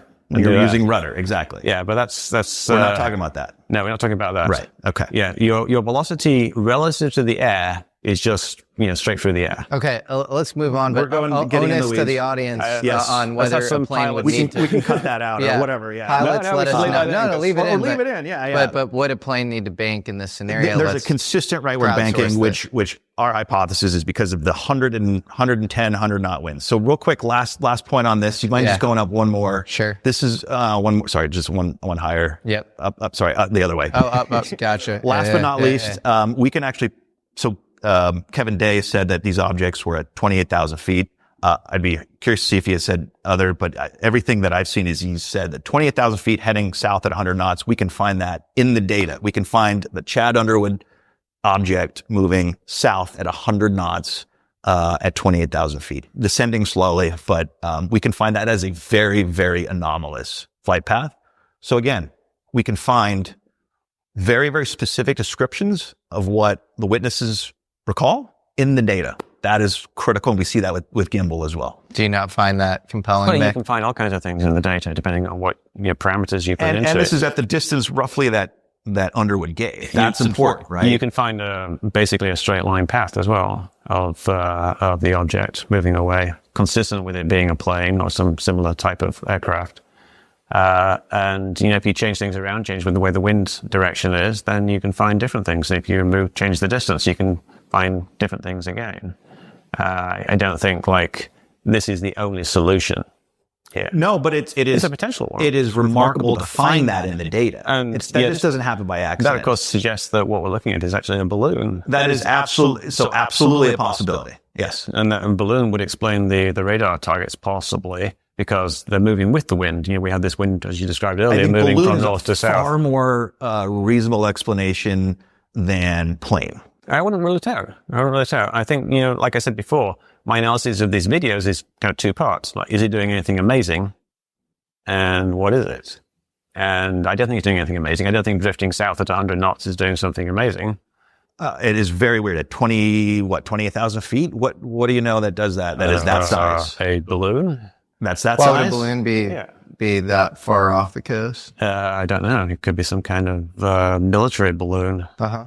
A balloon used for surveillance, then or it could be a weather balloon. So this is 20 years ago now, literally. What kind of propose some options? You can throw spaghetti right against the wall. This is a debunking playbook, but provide some options. What could it be? I don't know. I'm not really a balloon I expert. think we can move on. Let's do it. Yeah, this is a great. I love it. This is awesome, Let's and do I it. think there are a lot of open questions Yeah. we just presented that the audience should go out and investigate. Please, by all means. So I don't rule out these options, but I don't think you should also rule out a plane. Okay, let's get into the GoFast video, which was recorded in January of 2015, 300 miles off the coast of Jacksonville, the USS Roosevelt. So, Merrick, you set up the last one. Right. Why don't you set up this one, Mick? Well, this is a fun one. This appears to be something that's moving very fast over the surface of the water. It's similar to the FLIR 1 video in that it's thermal footage. This is all thermal. There's no TV mode. So I think they do switch between black hot and white hot. But what we're looking at here is the surface of the ocean, and we see this object, and the object appears to be colder than the surface of the ocean, which is very unusual for a powered craft. We have a variety of numbers on the screen. We have the angle down, minus 23 at that point, is it? 29. Again, I need my glasses. And then we have the heading, which is off the top of the screen. We actually do have that. And then we have a range value. Now, unlike in the FLIR 1 video, when they lock onto this object, they actually do get a range number. There's some dispute as to actually where that number comes from, like how far away is this object. We don't know if it came from a radar hit or if it was some other way of doing it. So we're not entirely sure how accurate it is. But if you assume that that number there is relatively accurate, you can do a reconstruction of this object. And it turns out to be going a lot slower than initial estimates. Like initial estimates predict, I think, is somewhere in 600 knots, Mach 6 point something or other. And it turns out to be going much, much slower. So definitely under 100 knots. Some disputes as to exactly how fast it's going. I've done some reconstructions where it's about 60 knots. Yannick just pointed out one where he's done where it's more like 90 knots, and he said that's also consistent with the wind speed. So my hypothesis about this one is that it's probably just a wind-blown object, like a balloon. If we do some analysis as to the size of the object, we can determine it's not particularly big. It's about 3 to 6 feet in diameter. So something just like a weather balloon seems like a reasonable explanation for me, especially as it doesn't really do anything amazing. And this one's really interesting because AARO just came with the All Domain Anomalous Resolution Office. We just, we're talking about its director, came out and they said that this is possibly parallax. And so they're saying that there are probably, certain things in the sky that we can't classify, but they are kind of coming out against this video in particular. This video is also interesting because you have audio associated with the video, and the guy goes, "Whoa, got it." And I just interviewed Navy fighter pilot Ryan Graves, who testified before Congress, also under oath, and he kind of admitted it was a buddy of his who he thinks is kind of beyond reproach. They're very close friends. I mean, they're super close. Close friends. Yeah. So, yeah, what's your response to Mick here? I think we would. I'm very confident that we would have not had AARO come out with this assessment at the recent hearing if they had actually talked to the aircrew. And I have a major bone to pick with AARO. They didn't talk to the aircrew about this. Why wouldn't they talk to the aircrew? I don't know. And it fits in with the blue book, the debunking playbook of never talk to witnesses. Just throw something out there. I don't know if this is part of the old guard, the previous director, who I think has rubbed a lot of people the wrong way. Rubbed me. I had a long discussion with him. Rubbed me the wrong way. So I think that's a massive oversight. It is an analytic failure for them not to talk to the aircrew, because clearly those guys were excited by something. There's a reason. You don't just lock up some little random object in the middle of, 300 miles off the coast of Jacksonville, Florida. Oh, by the way, this is 10 minutes before the Gimbal video. Oh, by the way, this is amid daily observations or sensor observations of spherical objects off the East Coast that are, as Ryan told you, and has been very public about, were a safety of flight concern, and B, we're operating in very anomalous ways per their systems. They're locking them up on FLIR, on their training, their infrared training missiles, on their radar, right? You have multiple 3-4 sensors. Their eyeballs are seeing them sometimes, occasionally. So it is a massive analytic oversight. I have a major bone to pick with AARO about that, because Ryan just came out on your show, or in your discussion, said that this was part of, and I think you said it previously, but shocker, this was part of, this was one of 4 objects that were in a line abreast formation, right? Mm-hmm. So they're kind of like cruising along all next to each other. That's not, weather balloons don't do that, obviously. So I don't think we would be having a very different discussion if AARO had actually done their job. Mm. And it's right above the surface of the water, right? No. So I think it is, or it's not. No, it's not. No. Okay. So the aircrew did not name this GoFast. I don't know who named it. I think Ryan has said, Lieutenant Graves has said, all the Pentagon did is debunk the name, which the Pentagon itself gave the video. Look, I want to just be very clear. There's a reason you don't just. This is like a tiny needle in a haystack. You don't just find something just slewing your targeting pod around in the ocean. There was a radar hit that gave them some kind of an indication that there's something there. And by the sounds of their voice, what they were seeing visually did not match up with the radar. that they were the data that they were getting. That's really a reach, I think. Trying to look at interpret it it fly. that way. What's it doing, right? Whatever they said, like they're very surprised by it. You know, I was surprised that they caught it on their FLIR, their at FLIR. What's it? Look at it fly is the actual word. Yeah, well, it looks like it's going very fast. Well, I don't think they're stumped by parallax. They might have been, but the bottom line is... You'd be surprised. I mean, the pilots are stumped by parallax all the time. Bottom line is, okay. Can we describe what parallax is to the audience? Yeah, parallax is just when your viewpoint changes, things that are closer to you appear to move faster. So if you're looking at the wall over there and you're looking at my thumb and you move your head, my thumb appears to move that way. And you think that multiple eyewitnesses saw parallax, even though the gimbal video was recorded like minutes after this? The GoFast thing isn't multiple eyewitnesses seeing things. It's these people, these two guys in a plane, seeing this thing probably just on their screens. And so all they're seeing is this display. The field of view here is it's less than 1 degree. It's tiny. Which is a really, really powerful zoom lens. It's like the biggest zoom lens you could get. It's equivalent, I think, of over 2,000 millimeters. SLR. And this is in an F-18 Super Correct. Okay. Correct. Yeah, two-seater. Yeah, I just mean eyewitnesses. So they're actively looking. It's not auto tracking like the Nimitz thing. That's what I mean. Not eyewitnesses, and that they're seeing the object. Yeah, people did look at the video afterwards. Ryan Graves said he described looking at the gimbal video. At least I'm sure he must have seen this one as well. Yeah, it's really interesting that we have all these witnesses coming forward now. It's a shame that they didn't come forward years ago because this is new information. Absolutely, and we might be hearing more from, as Ryan said on your show. And sorry, Ryan, if you're watching, I think he's annoyed at me because hey man, when's your buddy coming out? When are they going to come out and talk? I would love that. More information is great for everyone. Yeah, absolutely, because this is the same guy who recorded the gimbal video, which is the poster child, right, of this whole. Well, that guy needs to come out. Yeah, I'll do an interview with you, guy, wherever you are. Yeah. But again, I cannot stress enough. I'd love to hear him expound or kind of expand rather on the formation. I mean, your point here is that you don't think he's doing anything amazing in this video, but you think there's something amazing about the situation. If it's formation, absolutely. When this video doesn't show that, well, we've got this kind of second-hand 10 years later, Can 3 years later thing from Yannick, Ryan. To your point, yes, it might actually be doing something. Yannick, put this in all caps. Assuming the range is exact, the best visual match, this is a scientist, folks, not me. The best visual match in Mick's simulation has the object around 100 knots, not 60 knots as Mick claims, end quote. Yeah, that's assuming it's accurate, which is, as we discussed earlier, is a very dubious thing. And was it not moving against the wind, or was that just That's gimbal? The Gimbal was moving. Well, we don't know that. Because if the aviator who recorded it comes out and says, "Oh yeah, we were freaked out because it was moving against the wind," well, that would be great, but that hasn't happened yet.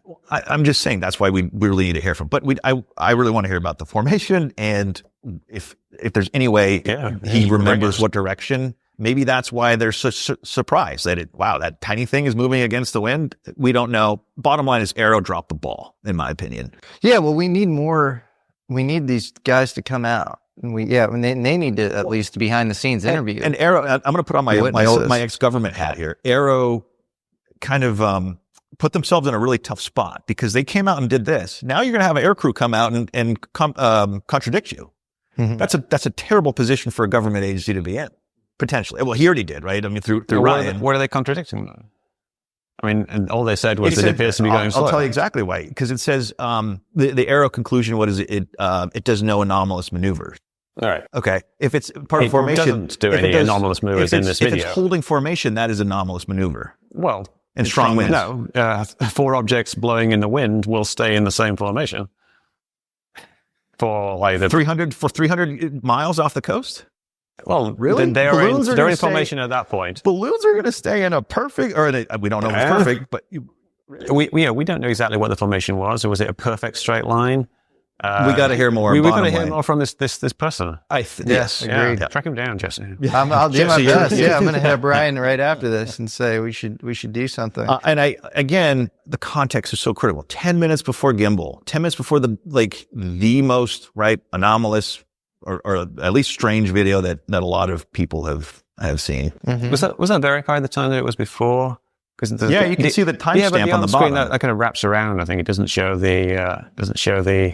I'm pretty confident it was right before. So it could be an hour. Yeah, it doesn't really matter that much, but I just wondered if there was some verbal confirmation from a witness. Should we watch it? Anything else on GoFast before we go to Gimbal? No, I don't think there's much there. Okay. That we discussed. Okay. Yeah, we can play it in post. Again, I'll just, guys, AARO, your job is to investigate UFO videos and data, and this is one of 3 of the most recognizable videos. How do you not talk to the aircrew? AARO should release their analysis. Do you agree that it's kind of egregious that AARO did not interview the aircrew? I don't see why they wouldn't have done. It seems like it's a data point. I mean, they even got the year wrong in the slide. It said January 16th. Like, that's weird. I mean, I have a major bone to pick with the analytics side of AARO. As we all know, that they have really done a poor job on a lot of their reports. So I don't need to belabor that. Yeah, I'm optimistic that the new director will change things around. I think, you and I both know that AARO have said some things that are incorrect. You've had conversations with Kirk basically Patrick. It was astounding, and I don't need to get into it. And but he's said various things in public as well, which didn't really tally with reality. Yeah, that's a very diplomatic way to put it. At the NASA hearing, he said some speckles on the screen were stars when they were obviously not stars. Weird.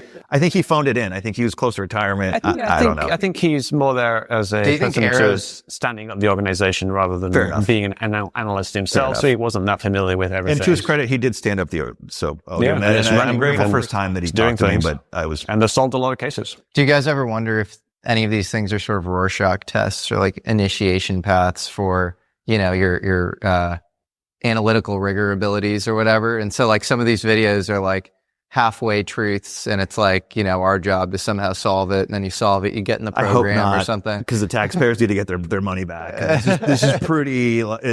It's a waste of time in a nuclear multipolar world that's heating up. It's kind of why are you playing puzzle games with the American people? Right. Okay. Right. Well, they're doing it because of that legislation. Yeah. Well, I do want to say it's interesting that just on the Tic Tac video, so my buddy Chris Ramsey, amazing magician, has a channel called Area 52, but he's actually kind of good when it comes to this stuff because the Area 52 is around the UFO thing. He's actually believes in a lot of the UFO stuff. As a magician, he debunks other magicians. Yeah, that's great. So he's kind of like a good person to like throw at this whole topic. He was flying a commercial flight over Nellis testing range, and he saw that Tic Tac that I showed you guys. You both said probably prosaically explained. I'll play the video, but why prosaically explained? Because it is interesting in the context of Fravor seeing a Tic Tac too. It's a super common sighting. And before they would describe them as being cigar-shaped. And what it is just planes, the fuselage of the plane is illuminated by the sun, but the wings are either a different color if you're viewing it from above, like the gray wings, you see them plane in the gray wings, or they're not being illuminated by the sun because the sun's above them and you're below them. So you will see basically just the fuselage of the plane, a bright white thing, and at that distance, you just can't make out the wings. And when you take a video of it, it doesn't show up on the video. And we've seen this numerous times. I've seen it myself flying down to LA once, and you can just get the location and find which of the planes were in the area and just drop it into SITREC by my software, and you can see what it actually was. Gotcha. Well, yeah, no, that's good to hear. I mean, the way in which that didn't comport at all with the Fravor Eyewitness account is it wasn't, going right next to the water, shooting off, that's the thing. Exhibiting all these anomalous flight characters. We never see these amazing maneuvers unambiguously on video. It's either it's a fuzzy dot in the distance. You certainly do in Gimbal. You see it very anomalous, and it's fantastic. Well, that's debatable. And then the like Hal put off rebuttal to what you just said, Mick, is especially when it comes to kind of optical sensors, like just cameras, you get these kind of, blue shift, red shift effects where you're stretching light if you're kind of moving away, you're kind of crunching it if you're moving close. So you get these kind of ultraviolet. It doesn't make any sense though. Like, there's an excuse for why we can't get these things on video, but people see these things and they have these eyewitness accounts of them. It's not like your eyes are somehow physically different to a camera. They're little photoreceptors in the back and there's a lens in the front, and it works basically exactly the same way. It's just, it's a electrochemical reaction rather than a sensor array. Well, do you think, I mean, that's somewhat of a biochemical reductionist view of like the way we see things? Do you think that consciousness Well, the way we is see important? things is extraordinarily consistent with the way cameras see things. If you take your camera and take a picture of this, you're going to see pretty much the same thing. It's not like we're magically conjuring up things in this room in our brains. There's a physical reality that we can see, and the same physical reality is what cameras take pictures of. And so if UFOs exist in physical reality and we can see them, then we can also take pictures of them. Yeah, I think that's fair. I think you'd have to get into kind of trippy philosophical discussions around, widening the doors of perception, or can you kind of glitch into like other realities? And but then we don't need to go there, but basically magic at that point. Oh, magic, or a different theory of mind, Indeed, which you could, get into. I mean, that a lot of, pretty well-respected philosophers and people like Aldous Huxley, William James, and, there's even modern neuroscientists would possibly agree with. You have Donald Hoffman talking about the brain as sort of an interface. But anyways, we don't need to get into that. So let's get into Can I say one more quick thing on GoFast? Just because it does appear spherical, right? At least if it's a balloon, it's very hard to say. It's about 6 pixels across. And I already mentioned this. This is amid daily encounters. But the sphere is that one morphology, that shape that keeps propping up just over and over in the historical record, starting with 80 years ago with the Foo Fighters. Then you have metallic. I'm going to quote, right? There's a whole bunch of stories in 1944. Newsweek ran the Silver Sphere puzzle. Christmas Day in 1944. Associated Press, balls of silver seen over the German Reich intrigue science, right? So there is a consistency. If you read Captain Ed Ruppelt, he's the first director of Blue Book. His book, The Report on Unidentified Flying Objects, in 1956, is a remarkable read, and it is staggering. And that would really got me down the rabbit hole. He mentions just over and over these sightings of these metallic spheres, silver spheres, metallic spheres, flying in formation, V-shaped formations. We'll see that in Gimbal. We'll talk about we that. don't have more photos of metallic spheres. It is extremely interesting. Like, Eisenhower was aware of the Foo Fighters issue from 42 to 45. You had around or possibly over 200 fighter pilot witnesses when it came to, Allied fighter pilots seeing these things. Yeah. You had some that were kind of prominent. Ted Stevens, who later became senator in Alaska and co-sponsored UFO research with Harry Reid through OSAP, saw a Foo Fighter. OSAP is why we're having this whole discussion. Right? Yeah. There's a chain. You can draw a direct link, OSAP to ATIP to Lou Elizondo to New York Times. That's why we're having this conversation, right? So it's fascinating. And I'll quickly wrap up. Kirkpatrick, former director of AARO, said, quote, "We're seeing metallic orbs," direct quote, "making very interesting apparent maneuvers all over the world." That's interesting. Nobody in the NASA panel, by the way, raised their hand when he said that. Like, these are scientists. Why didn't every hand go up? Excuse me, could you clarify a little bit? Right. Like, nobody asked a question. The chair of the panel was texting on his phone as he was saying that. It's pretty astounding. Top Gun pilot Jack Stewart came out maybe a year ago. I think Ryan mentioned this on your discussion, but he's flying along and notices something whizzed by his canopy. Kind of thought it was a balloon. Okay, his wingman saw it.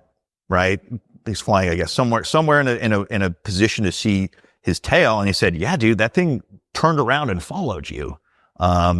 Goes on, Donald Trump has said, "I've had Air Force pilots, very, very good guy, better than Tom Cruise, and come out and say, we've had spherical objects, circular objects outfly our F-22s. That's one of the most advanced aircraft in our arsenal." This consistency. In the Korean War, you see this reporting in these old documents. I think there are good reasons for this consistency. I think, how do you explain there's 2 reasons why we see spheres a lot. One is that there's balloons up there, and the other one is that a lot of people are just seeing very small things that are far away, and they interpret that as a point of light as a sphere because they're asked what shape it is. That's one of the kind of almost like a mistake that people make in UFO reporting, is that they ask what the shape is and they give them a list of things to do, and they don't say, it's a tiny dot that we couldn't say. But the balloon thing is interesting. Like you mentioned the German things. Weather balloons get a bad rap, but Germany at that time was actually using metallic silver balloons as sighting balloons, which was an old-fashioned way of determining the wind speed at altitude. You would release a balloon some known distance away, and then you'd use a theodolite, I guess, to measure the angle. Yeah. But the Foo Fighters were not really described. Foo Fighters, no, that's different. Like different thing. So they would follow vapor trails that seemed to lock on to flight or fight paths. So it's a really interesting government report that I think was the earliest known assessment. I think it was a 48, and I credit to John Greenwell for putting it on his site. And I think his Project Sign, one of their first reports, I think it was late 48, but it said the most commonly reported shapes or morphologies are silver discs and spheres and balls of fire. And then they go on to hypothesize that the balls of fire are viewed at night, and the metallic spheres, which again, there's that through line all the way through, are viewed during the daytime. Did they all disappear when cameras were invented? There's the Middle East orb as a metallic sphere. Like no, the really, Navy flyby video is a metallic sphere. GoFast arguably is a sphere.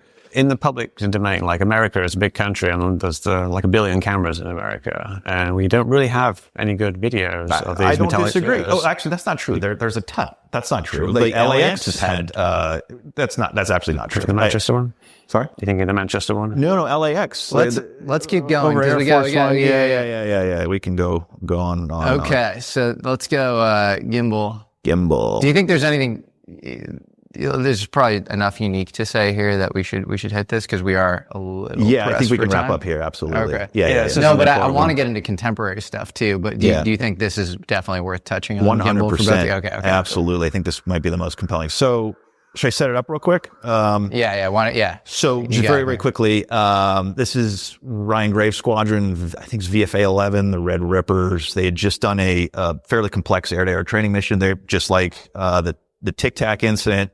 They are, I believe this is a pre-deployment workup cycle. So they're doing their training before they ship out to the Middle East. And they'd done a pretty complex air-to-air mission off of Florida. So the carrier's out there. They're heading back to the ship. And one of Ryan's buddies, the Wizzo, the backseater that we were talking about, they're Wizzo is weapons systems officer. Thank you, that backseater. They're circling the land. So they don't all come down at once. They hang out. So, they clear the airspace. And, they got a hit on their radar and to this object, and they went to go investigate. And the video kind of picks up as they're kind of trying to sneak in behind it on what they call a stern conversion. And the video captures some very interesting maneuvers. And this is, so that's why it's called the gimbal, right? You see it sort of rotating in this interesting way. Well, that's look, GoFast. Look, who named GoFast? Clearly, the name wasn't correct, right? The aircrew didn't name it. Somebody at the Pentagon named it. So is the name gimbal correct or not? Because it could be correct because they're calling it that because it's tilting, or it could be correct because it's the gimbal motion of the camera which is causing the rotation. I love one of your first thoughts was that it was a training video. That people have told me it was a training video. Who told you that? I can't remember now, but come on. I asked Susan Go. That's important. And she told me it wasn't a training video. Who said the last? Susan Goff. Oh, Susan Goff. Yeah. But didn't Susan Goff run PSYOP for the DOT or something when it came to rallying support for the Afghani war? I'm just telling you what she told me. Yeah. No way of vouching for whether it's true or not. Maybe don't take that prima facie. She wrote an academic paper on psychological operations. Okay. So that's why there is suspicion of her. It's like a thesis, I think. Yeah, something. But then she seems to be kind of tight with Kirkpatrick, or at least in the context of one conference, they were kind of. I met Kirkpatrick in person, and I was there at that incident, and she was attached at his hip, would not leave.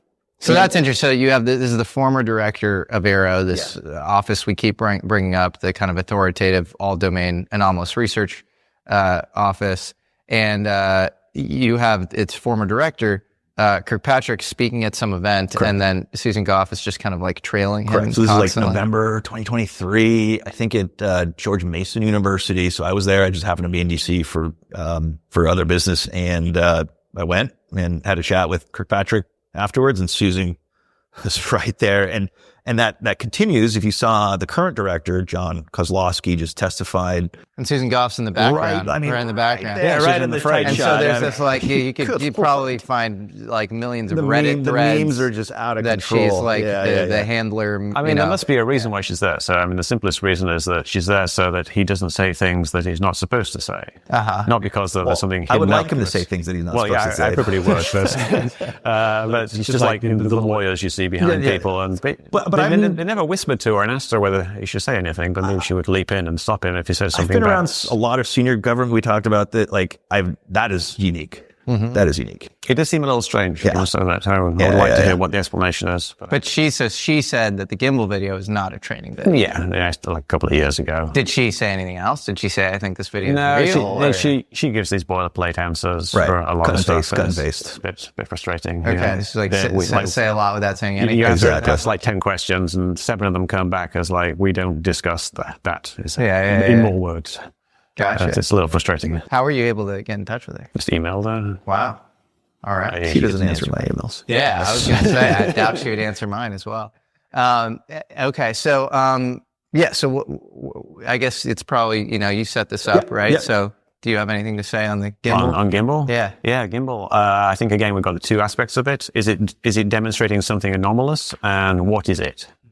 And with the anomalous thing that people claim in this video is that it's a saucer-shaped craft, like a flying saucer, that kind of tilts up on its side, which is aerodynamically impossible. It would kind of fall out of the sky if it did that. And that proves that it's some kind of, advanced technology, possibly aliens. The analysis I've done suggests that it might actually be a camera artifact, rather than the actual shape of the object. So what we're seeing here is a saucer shape. It could be just the glare. I know Merrick doesn't like the word glare. The experts don't like it. They don't know what I'm talking about when I say it. And the problem, nobody knows what that is. The problem with that is that we don't actually have in optics the terminology for things like glare and lens flare often overlaps. It's called blooming. It's a well-known artifact. Sense of bloom is something that people sometimes call glare as well, but we don't know what's actually going here. But basically, there's an optical effect here, and there's a number of indications in the video. You can see, for example, there are bands of light and dark in the background that rotate with the object itself when it's rotating, which kind of suggests that it's the camera that's doing the rotating rather than the object itself. There's things that look like little diffraction spikes on the top and bottom, left and right, and even a little bit hinted at 45 degrees on this object, which make it look like it's some kind of optical effect. There's instances where the turn rate of the object kind of seems to deviate from the turn rate of the horizon. And then perhaps the biggest thing is that the amount that it rotates and the speed and the time is all exactly the same amount that would be required for the camera to have to rotate to traverse the forward-looking direction. Because these cameras, it's going to talk it down a little bit. It's not mounted like the cameras you see under like helicopters or even like a drone, where the camera's like this and it can rotate around like this. It doesn't have the ability to rotate around, so it has to rotate using a kind of a roll plus a tilt, which means the camera rotates, and then that makes the picture rotate. So it has to derotate that afterwards inside the camera using either a device or using some kind of software to rotate the image. And that rotates the image back the right way. So nothing appears to rotate, but this optical effect within it, because it's tied to the camera, the optical effect rotates. So it's like a glare that rotates. Like if you look at, say, this light over here, you can kind of see like around the light, there's kind of a shape, little spikes and things. If you turn your head, let's say, it's a better thing if you look at that light, squint a bit like that, squint with your eyes, and then kind of rotate your head left and right. You'll see the kind of the rays that come from it are kind of rotating around. Yeah. And that's what's happening, I think, in this video. There's an optical effect similar to what you saw there. I've got spots in my eyes now. And the rotation plus the derotation creates this illusion. So it's like a camera turning plus lack of focus or something. Yeah, the lack of focus actually might be something that's actually going on there as well, which the focus is something that actually changes the shape of these optical effects. And Mary doesn't like glare, so I'm going to call it an optical effect. I think there's enough evidence in there that that's actually happening. beyond that, we don't actually know for sure what we're looking at. My hypothesis is that it's a distant jet. And the reason I think that is that if you do this analysis with the lines of sight, you can find a path in the distance that's more or less a straight line. It's kind of like a slight S turn about that. And if you come closer, you get these kind of weird, kind of like J hooks. They've been described by Ryan Graves, I think. And there's some debate as to whether like, this straight line of a possible jet engine powered aircraft, or this J hook powered by some kind of weird anti-gravity thing, is the more plausible of the two explanations. And a lot of people who are UFO fans would go with this one because it matches the verbal description and the distance that was given. I think it started out, they originally said like 8 to 10 miles, then it changed to 6 to 8. I think 6 to 8 is the current estimate of the distance, 6 to 8 nautical miles. And if you do the analysis there, you do get this kind of J hook, which does somewhat resemble the verbal description of the pilot's, or Ryan Graves specifically, when he describes what he saw on the radar page, the SR page. So that's the kind of super the simple debate. theory, Mick Scott. It is What do you say, Merrick? Occam. I say Occam. So I put you've seen this before, but it's quite simple. On one side, what the air crew say is a remarkable match with the data and the video. Mm-hmm. On the other side, you have these cascading malfunctions and this anomaly, this artifact that nobody's ever heard of.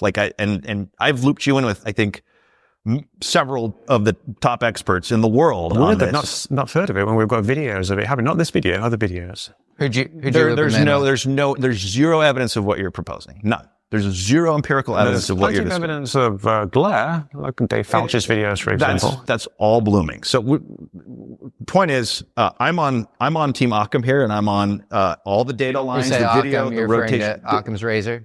Sorry, yes. So Occam's razor, named after William of Occam. Yes, the most parsimonious, simplest explanation is usually the right one. It is the assumptions here, the cascading of failures and malfunctions and unseen artifacts that Mick proposes and requires for his theory is just we'd be here all afternoon and probably through the weekend. There's a lot missing from the left side of that page, though. Oh, okay. You have to kind of, my side of the page basically gives a complete explanation. Your side of the page just says, oh, it was some kind of thing that was moving. Can I bring my analytic kind of perspective to this real quick? Yeah. Why is it Occam's razor? Well, because I don't have to account for an extraordinary amount of malfunctions and never before seen new technology. So perhaps even new physics. So Occam says nothing about the nature of an assumption. He's talking about purely about volume and the number of assumptions. He's not talking really about assumptions. He's talking about entities. Least number of entities to explain it. Correct. So you have to create quite a big new entity, which is an entirely new Occam form is silent of propulsion. on the nature of the entity. Let me just bring the analytic perspective. So what's super interesting? You can't just count entities and say like, I have one and you have. All right, but let Merrick respond. It's not volume, percentage, right? I think Occam will be rolling in his grave if he was it. Well, I think Occam would be rolling in his grave if it was used in a rationalist framework because he was a 13th century monk. And so I think the fact that he probably wouldn't mind invoking angels. What's that? He wouldn't mind invoking angels. He wouldn't. He wouldn't mind invoking God because that's the least number of entities to explain any miracle. But so let me just let us just operate off the hypothesis that this was in fact a very bright, very anomalous, let's just say saucer-shaped craft. Let's just go with that, just for hypothesis. At the end of the video, it's on its edge, right? Slightly over. Okay, fair enough. But it's on its edge. Well, it goes past vertical. Okay, fine. No, just sorry, just no, fair enough. Overly fiddly with my details. No, that's fair enough. And according to the air crew, there's no evidence for this, but according to the air crew, it wobbles after the video cuts out. Right? Yeah. That's I think Brian Graves. Did he say that? That Correct. he saw it? And Ryan, yeah. So maybe we'll hear if that would be great. The aviator comes out and he says it wobbled. That's interesting. So let me just put on my analytic hat real quick and bear with me. I'll do this as quickly as I can.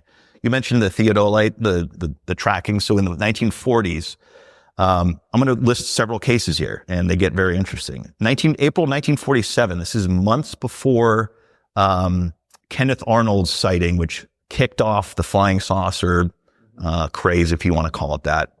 4 months prior to that, 2 Weather Bureau employees observed 4 metallic discs, flat on the bottom, domed on the top. And the U.S. government assessed because they occurred previous to Arnold's sighting.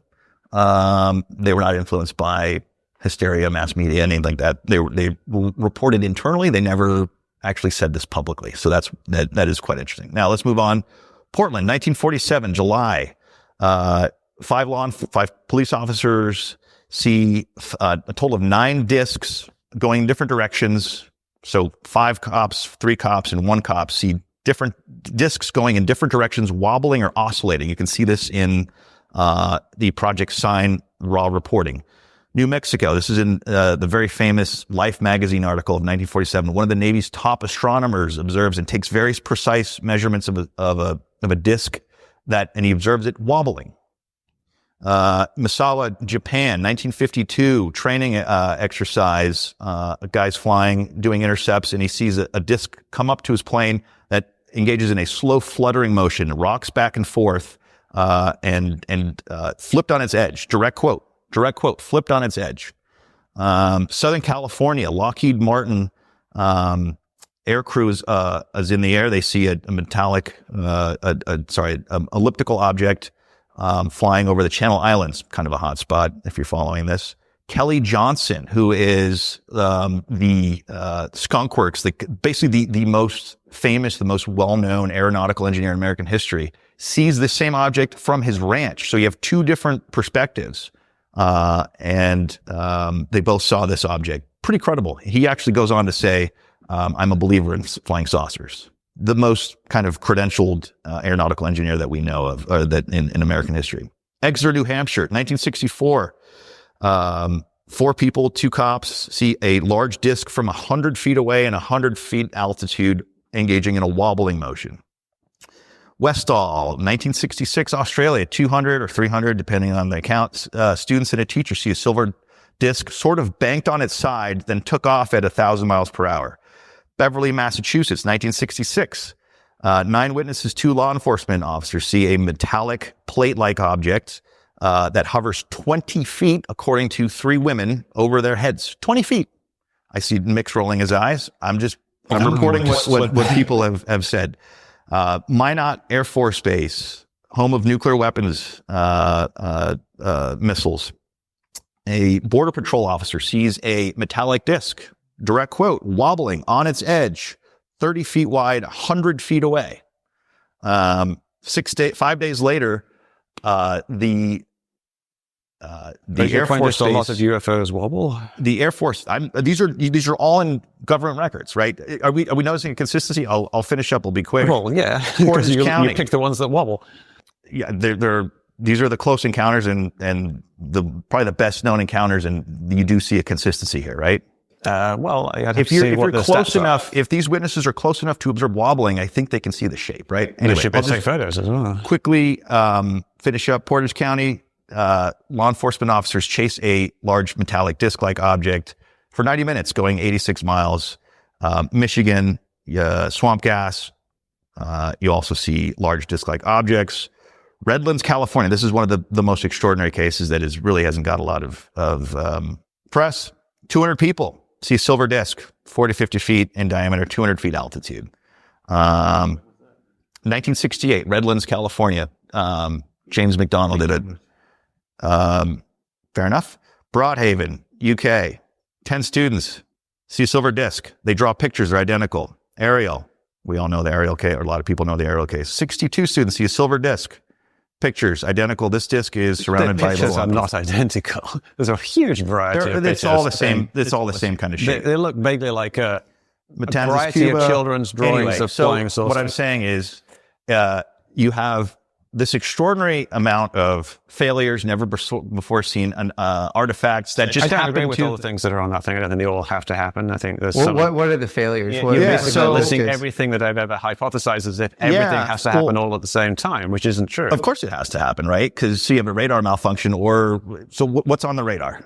I don't know what's on the radar. You don't know we have to account for it, right? In your theory, you have to account for it. Well, it could be a distant plane. Well, what's on the radar that's 6 miles away? We don't know. It could be like a training exercise type thing, which they said it wasn't, or it could be a malfunction, or it could be some kind of weather anomaly, or it could be balloons. We don't know what it is. they're going west, so it's coming from the east. So it's going against very strong winds. But we can rule out balloons. We could just cross that out. Like the air crew saw something on the radar. Yes, I agree with it. You don't have to account for what it is. You didn't account for what the object actually is. You just said the air crew saw this object. You're not telling me what it is. So it's the same thing. I'm not following. But the bottom line is, can we pull up the video? Because the match between the flight path that we can reconstruct. Don't mind the F-bombs. My gosh. They're going against the wind. The wind's 120 knots to the west. Look at that thing, dude. And that's the anomalous thing about this video is you have 120 mile knot They're wind going moving against correct. the object. Well, it's not like planes can't fly against the wind. Well, you suggested balloons, so could we rule out balloons? No, I don't think this is a balloon. Well, balloon was why the objects, the fleet is going against the wind. Right. So you just said that those could be balloons. Are they balloons? No, I didn't say those could be balloons. That's a different fleet. This is a fleet of 5 objects. Would a plane be able to rotate like that? I mean, that doesn't... The fleet described by Ryan Graves is nothing at all like the GoFast we should fleet. really dive into the empirical evidence. Let's get to the evidence, right? And we have a lot. If you mind just flipping over to the video is the evidence. We have empirical evidence of what jets look like with this camera system. So if you just cruise down, maybe we don't have time to get through all this. I mean, we have a ton of that. Let's just start there. Yep. Actually, no. So maybe we can. I don't know if we can play it here, but maybe we can add this in. Yeah, I'll add it. Yeah, but there's we can reconstruct, and Mick mentioned this this vertical U-turn, this J-hook path that matches precisely with what the air crews say that the object that was tracked on radar does. Mm-hmm. And when you play that video, you'll see that there's a series of rotations, and then there's one really kind of pronounced one that is slower than the others, and that coincides with the apex of that turn. And if you play it, it is a remarkable match. And I got a couple other videos there that maybe we can throw in when we edit this. But using Mick's sim, and again, Mick, thank you for making this possible. It is a remarkable when you watch that thing just ride up the reconstructed flight path. It is a remarkable match. You keep saying remarkable. I think you use that word a little bit too much, because this isn't remarkable. What we're seeing here is a curve that's basically a mathematical projection. It's not. It's of flat. The path of the jet onto a straight line in the distance. If you take what the actual jet did with the camera did, which was just basically do a little turn like that, and then draw a line over here, which is another jet, and then draw the lines of sight between the two, you're going to get these J-hooks if you slice a plane through the lines at that point. And if you move them closer, it gets a bit more curvy, and then it kind of flattens out. But if you draw it there, it's just a mathematical projection. It looks the same. It looks like the same curve. And this rotation of the object that Merrick talks about, yes, it happens at about the same time as that curve. It's exactly ends, the same time. But that's the same time that we're traversing the singularity in the gimbal, and it has to do these rotations. So it's doing these big rotations, and it's not the same. It doesn't match the curve. It does.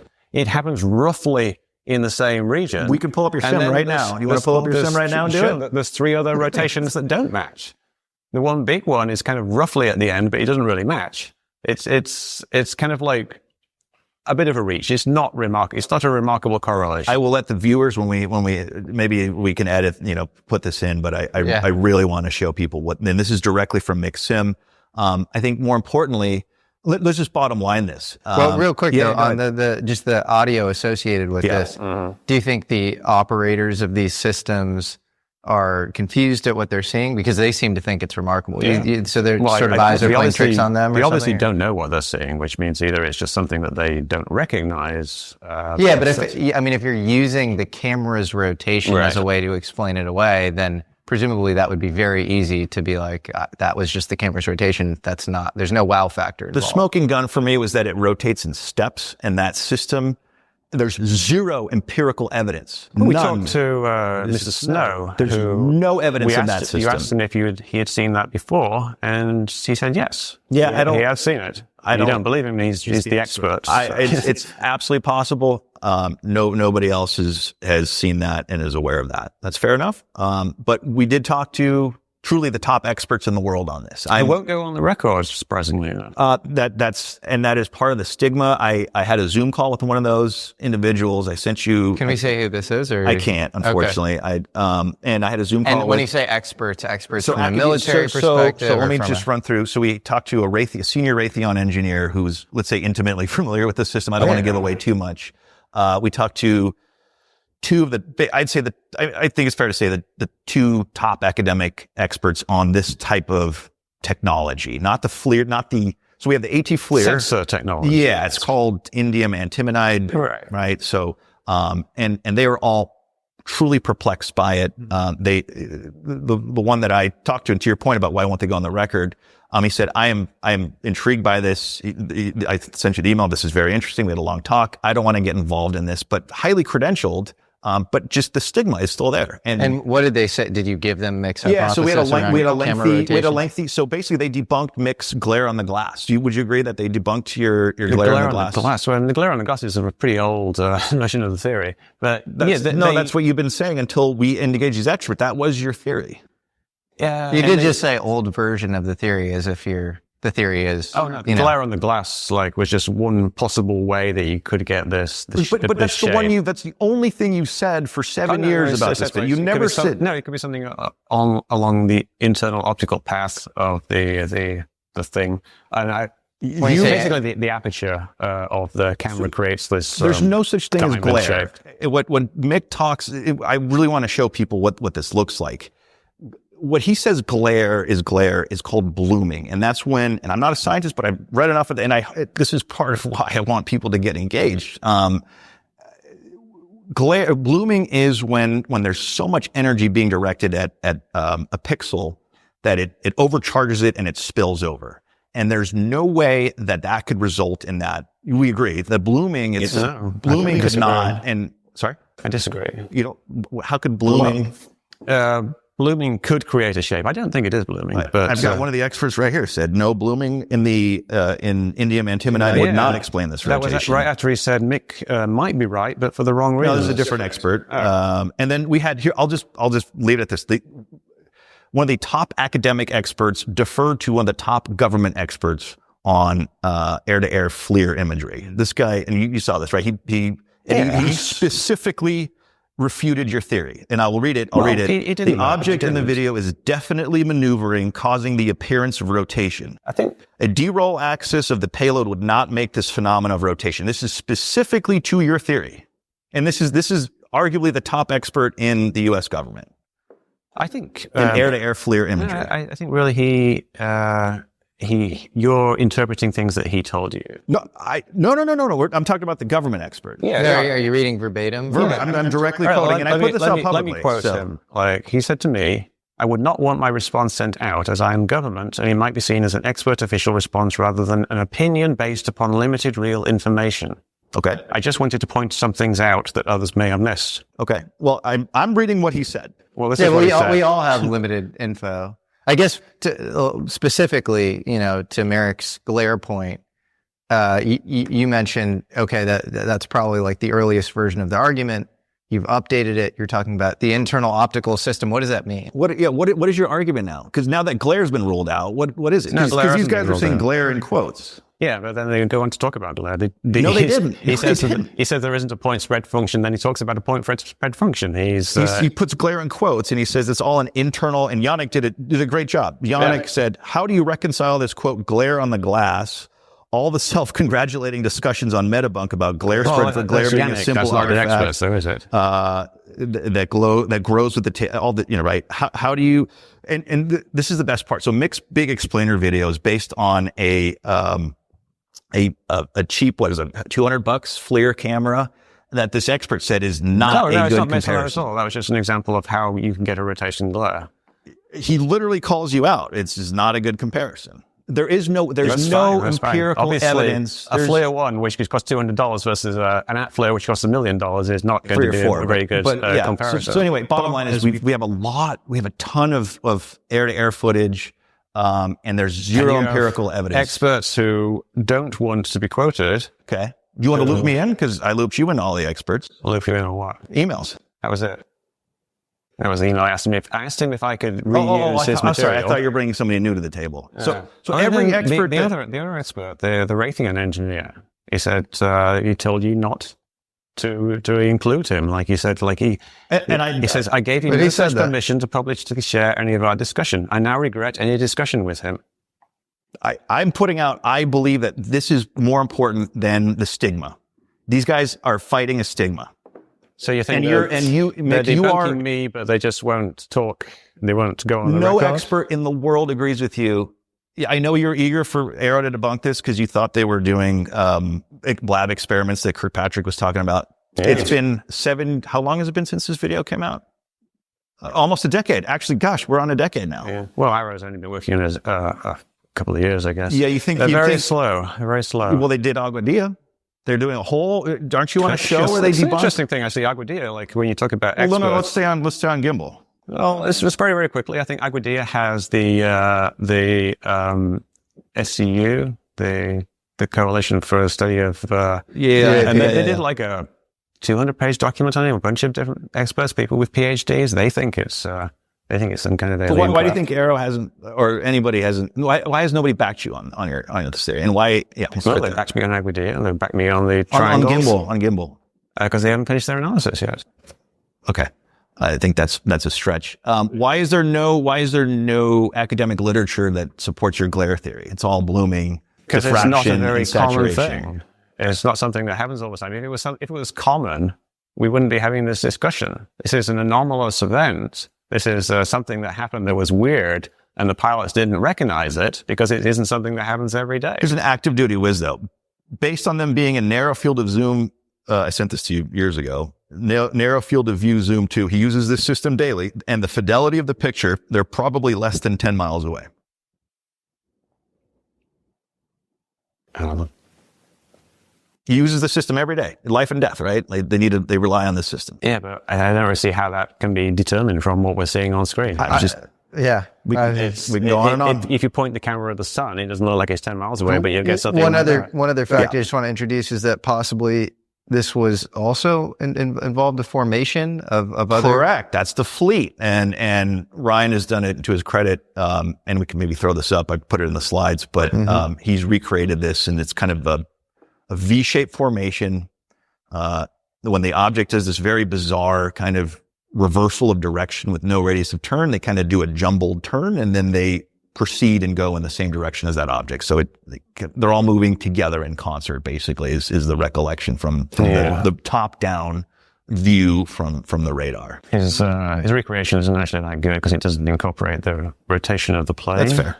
But what is your theory now that the glare in the glass has basically been ruled out? What is your theory? I think what we see here is some kind of optical effect that is rotating because of the derotation mechanism. And what evidence do you have for that? Well, there's the bands of light and dark, the rotation in the background. There's the fact that the rotation exactly matches the needed rotation. So no, it doesn't, right? You don't know what the pitch angle of that jet is. You picked a random number. It changes. It was not a random number. It was 3.6, which is exactly what the F-16's F-18. So they were in a max endurance profile. You were in a max range profile. You're already wrong right there. Well, if you change that, it doesn't really change it very much. It just slightly offsets the curve. It changes it. Anyway, it does change it. We can go down that rabbit hole. But very good. We should. Yeah, not right now, obviously. But bottom line is, I think we need to hear hopefully from the back. You can see by looking at it that it's an optical effect. If you actually look at this thing and you see the light and dark rotation in the background, right. I know you said you've I talked to some anonymous experts who won't go on record. I sent the email to you. Yeah, but if it's not going on record, it's kind of useless. Well, okay. Well, I loop you into, so you've brought no experts to me. I brought all the experts to you. Well, that's great, but bring some experts to the public. It's not that useful just bringing them to me. Unfortunately, the stigma that you promote is a big part of why they don't want to. I encourage them to come forward. Come forward, and I won't laugh at you. But there's lots of scientists who aren't afraid of doing doing proper analysis. I'll kind of strawman both the arguments. Please do. I think on Merrick, your side, I think we need more of these people to come out to gain confidence on this, both on the expert side and then the operators of these FLIR systems and the pilots themselves. And then on your side, Mick, I think you probably have to take prima facie, you know, this operator of this FLIR system, this pilot who is saying, "Whoa, like this is crazy." Like that. I mean, they have to. I mean, the idea that it's an F-18 and that this is happening around the GoFast as well, and that it's in this bizarre formation. And if you turn the camera and you're the person turning the camera, you're actually operating the system. There's no reason to freak out. There's no reason to like attach that audio. They're not turning; it turns automatically. Sure, but if you're like highly aware of like the camera turning, if you're not though. I mean, David Fravor like kind of discussed this hypothesis, and he said the camera doesn't turn, which is just completely wrong. Because from his perspective, the camera appears not to turn. The camera turns when it tracks something going underneath the plane. It needs to do that. You're saying David Fravor isn't like familiar with like He's basic, not familiar with the inner workings of the camera. And tracking. He's familiar with using it. So he knows what buttons to press and what appears on screen and what it actually means in terms of what's in the air. But he doesn't know what's actually going on in the optics, what the lenses do, the mirrors do, and how it rotates. So you think it's like, and then that same guy who, presumably, I mean, we have to figure out who he is, but has like some history doing this stuff. Right. After he sees this, he doesn't see anything like it. Nobody's seen anything like this. That's why we got this video. It's this once in a 20-year thing that happened. When the pilot says they won the lottery use a little bit of jargon here, and it just happened to occur right amid all these encounters. When the pilot says that is the LNS, and I'll just explain, the LNS is the launch and steering, which is the selected radar target. What does that mean to you? Sorry, let me just explain. Like, the Wizzo says, "Hey, is that our radar target on our FLIR on the camera?" And the pilot says, "Yes, that is our selected radar target, which is 6 to 8 miles away." What do you think the pilot meant when he says that is? And what do you think he meant when they briefed Congress and says we knew it was not a false het? We knew that we had a stable radar lock, a stable track file on it. When they mentioned closest point of intercept, you know what the GHEMIC system is, right? It places, how does your theory square with all the technology? Well, let me just quickly, it's basically like an Apple Vision kind of thing, the visor that pumps all the data. Yeah, it pumps all the data, and you'll get a little box like where if there's a target somewhere. Ryan talked about it in your. So how do you square, like, let's just start with the LNS, right? The pilot says that's our radar target. It's actually a bit indistinct as to what he actually says, but what we see on that is the LNS. What we see on the screen here is an optical track. It's actually tracking it using the contrast that's on the screen. Yeah. So what you might be referring to is something that's on the SA page, which would be like the nearer radar target. No, the Wizzo asked, "Hey, is that thing that we're looking on the FLIR?" He didn't say that thing that was looking on the FLIR. He said, "Is that?"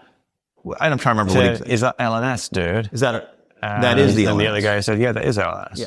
But he didn't know what he's referring to. It could be like the selected radar target. That's what the LNS is. Well, yes, but like, is that? Or is that a different target? Because they also saw this fleet of things. So there just happened to be a distant jet exactly where the close thing is? Is that what you're saying? Behind it somewhere. Really? So it just happened. Like, this is just the odds of this? So you're saying that they're referring to another... You're very familiar with this theory of mine, Merrick. I think this is... Wait, so let me just... Playing to the crowd here a little. Hold on. So they have this radar target, right? It's 6 miles away, and directly behind it, more or less, yeah, is some other jet and doing like showing its heat source or engine in a way that's never been seen before, in a malfunctioning pod, in a what else we have, a malfunctioning of all the electronic identification systems, like.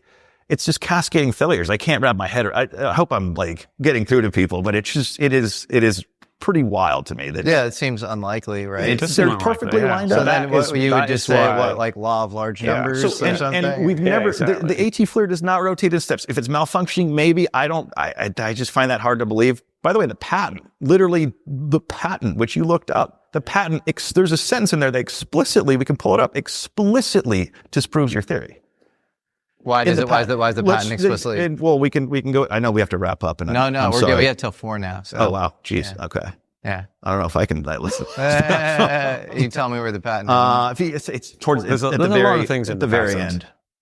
It says, for example, that that's right. it will avoid that's using the one. roll in the fashion. So this is super jargony.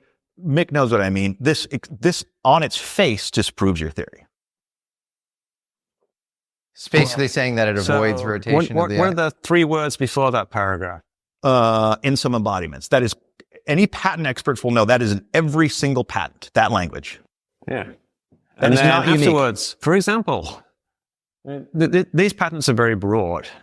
Like in some Wait, embodiments, we have to describe to the audience yeah, I know. what the patent is. So this explicitly, so Mick says, this is so, it hurts me to, like, it's so complex. Like, so he says that, like, so normally the pod will just do a nice slow rotation like this to fly. Now we'll put the video up. We modeled it out, and it's just like this super chill. It doesn't do this for rotation, right? Because you remember in the gimbal video it does 1, 2, 3, 4, right?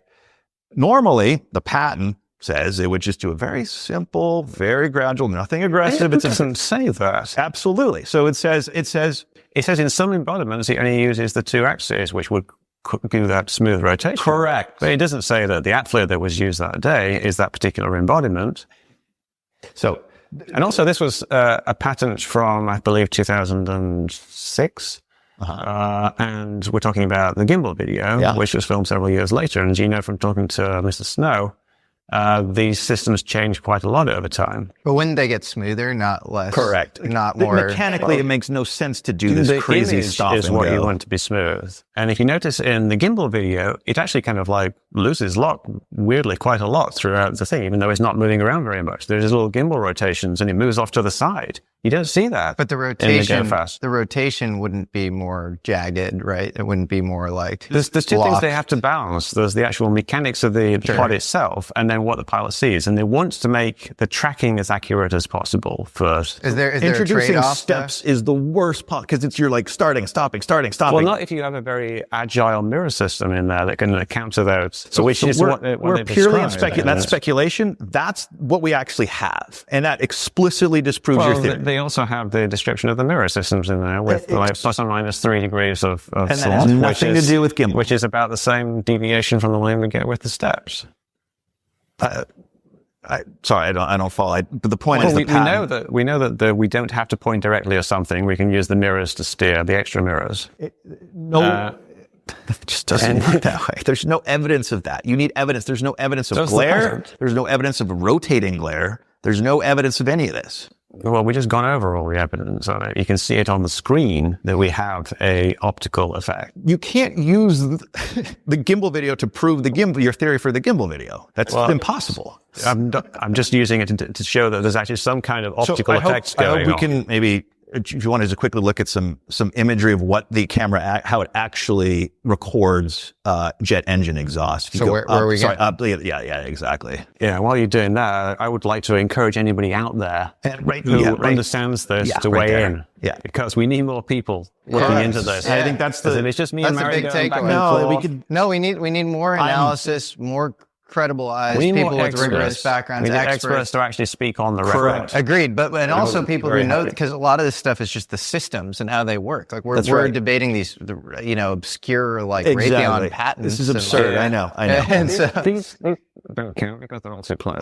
We need something that's 30 miles away. And by the way, to the extent you're not compromising American national security, please don't. If you are not, I think it's your patriotic duty to come out. And if you are, then maybe stay where you are. I agree. So, varying distances, the engine exhaust is bigger and bigger. No, it doesn't.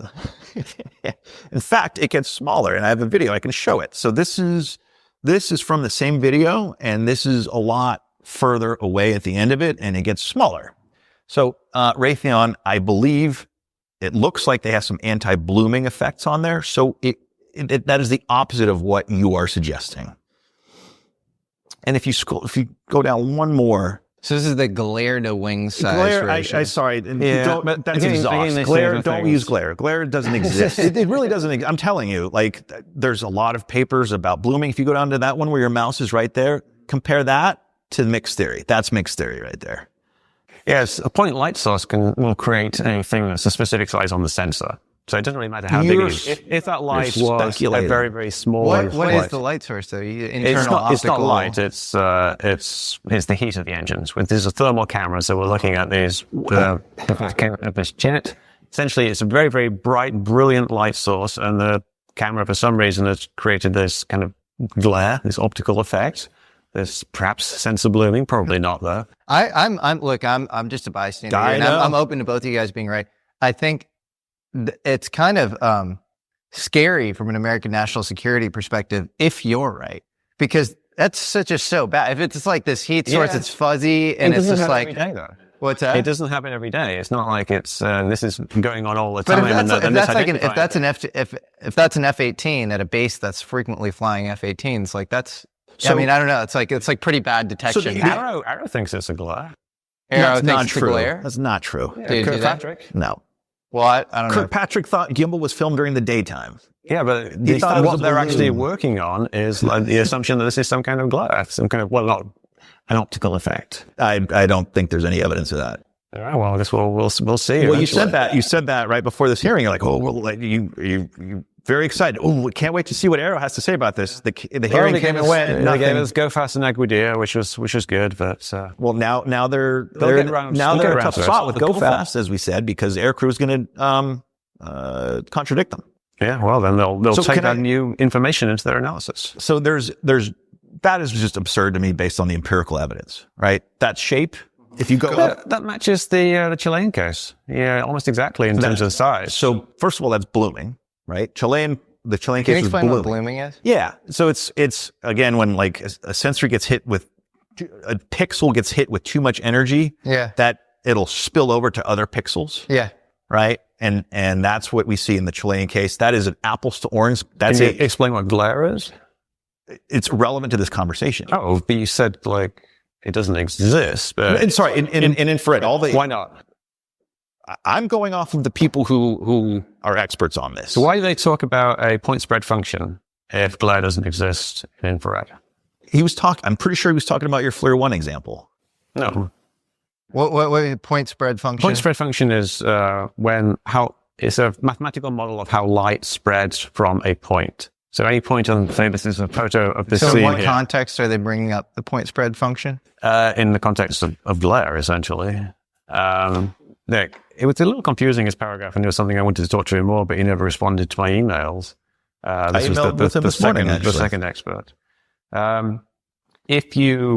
Usually the point spread function is kind of like a curve that goes like this, a very, very sharp curve like that. And that's how light spreads from any pixel on the entire scene spreads according to this function.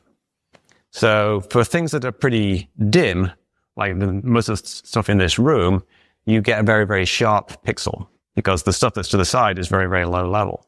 But around a bright light like this, everything is kind of boosted up. So you actually start to get the effects of the edges of this point spread function.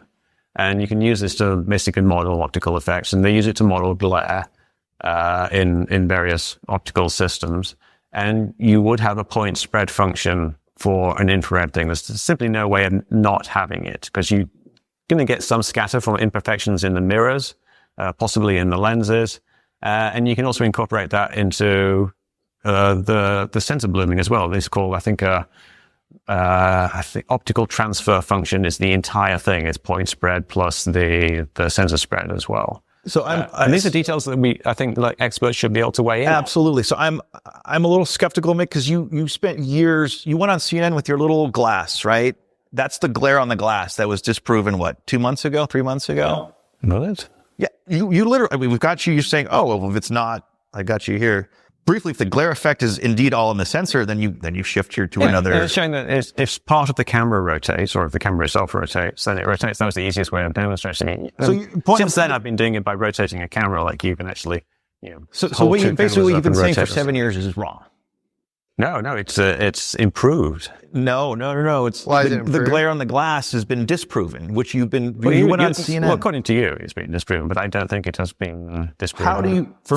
How do you reconcile this with the glare on the glass? Well, according to Yannick, your co-author on this paper, He quotes the expert. the quote glare that Mick mentions is likely from boost filters, high pass filtering, edge shut. That's all internal. That's not on the glass. Yeah, but he's assuming that the glass is clean. Oh, so we're back to the At one point, Mick thought that some source told him, or somebody apparently told him, that crew chiefs in the military just wiped the glass.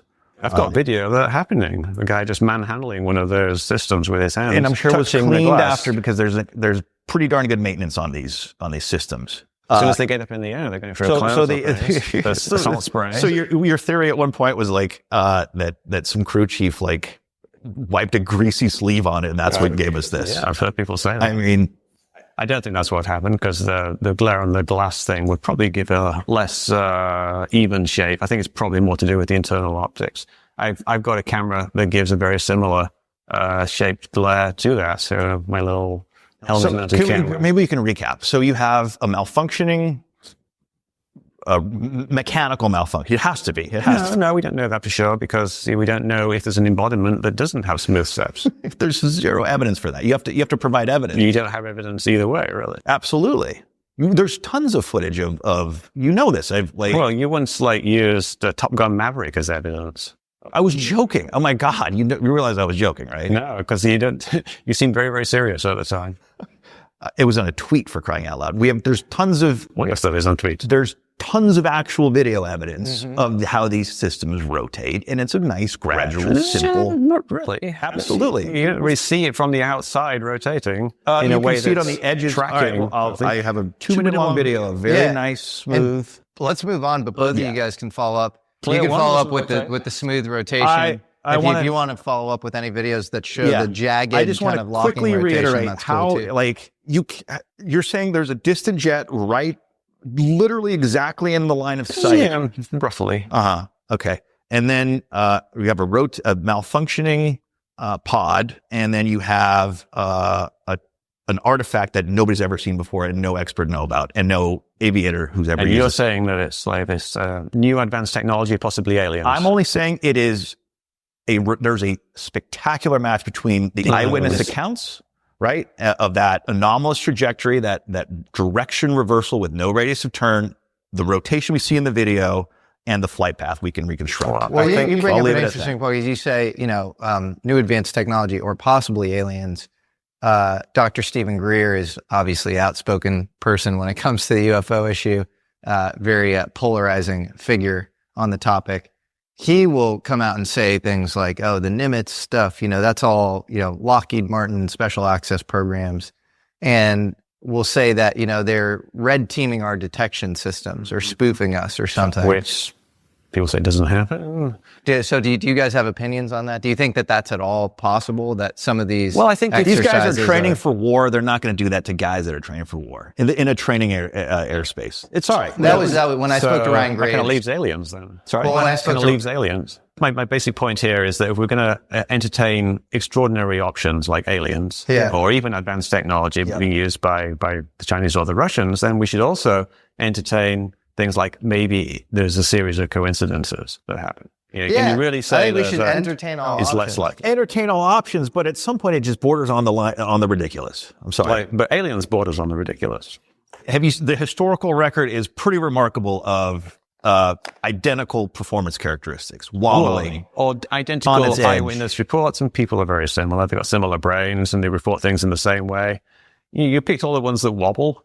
I picked the where ones that are all the videos of wobbling discs? I picked the ones that are by the strings best from trees. known, and they just happen to wobble. When it comes to secret American craft, again, I normally don't find myself kind of steelmanning this position, but it's probably more conspiratorial to say that we don't have craft that is classified that exhibits exotic characteristics than the inverse. So, like, 80% plus of Lockheed, I think, of Skunkworks projects currently are classified. And so, are there things red teaming our systems? And to Steelman, your point that you just made is, I just spoke to Ryan Graves. We had a great conversation.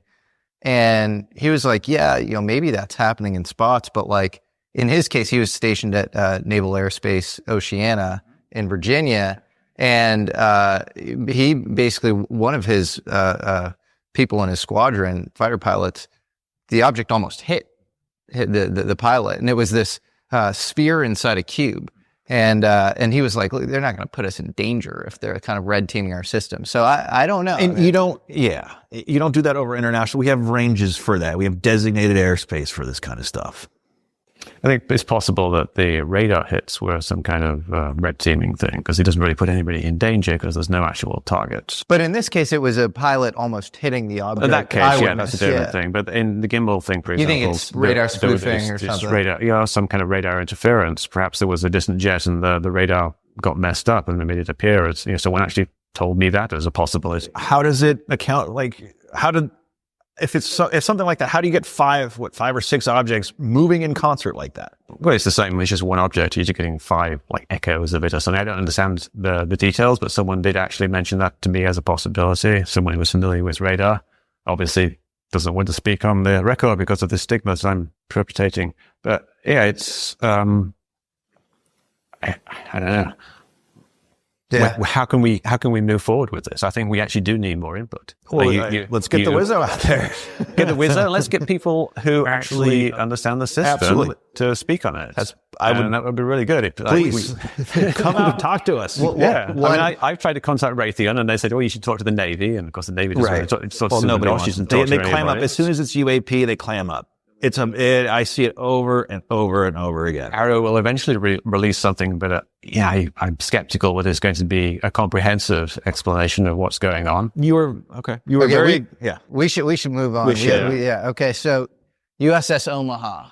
This is a very controversial, interesting case. July of 2019, off the coast of San Diego, it was released by, I believe, George Knapp and Jeremy Corbell. Correct. Admiral Gallaudet, who just testified before Congress. Might have some more interesting info about this case.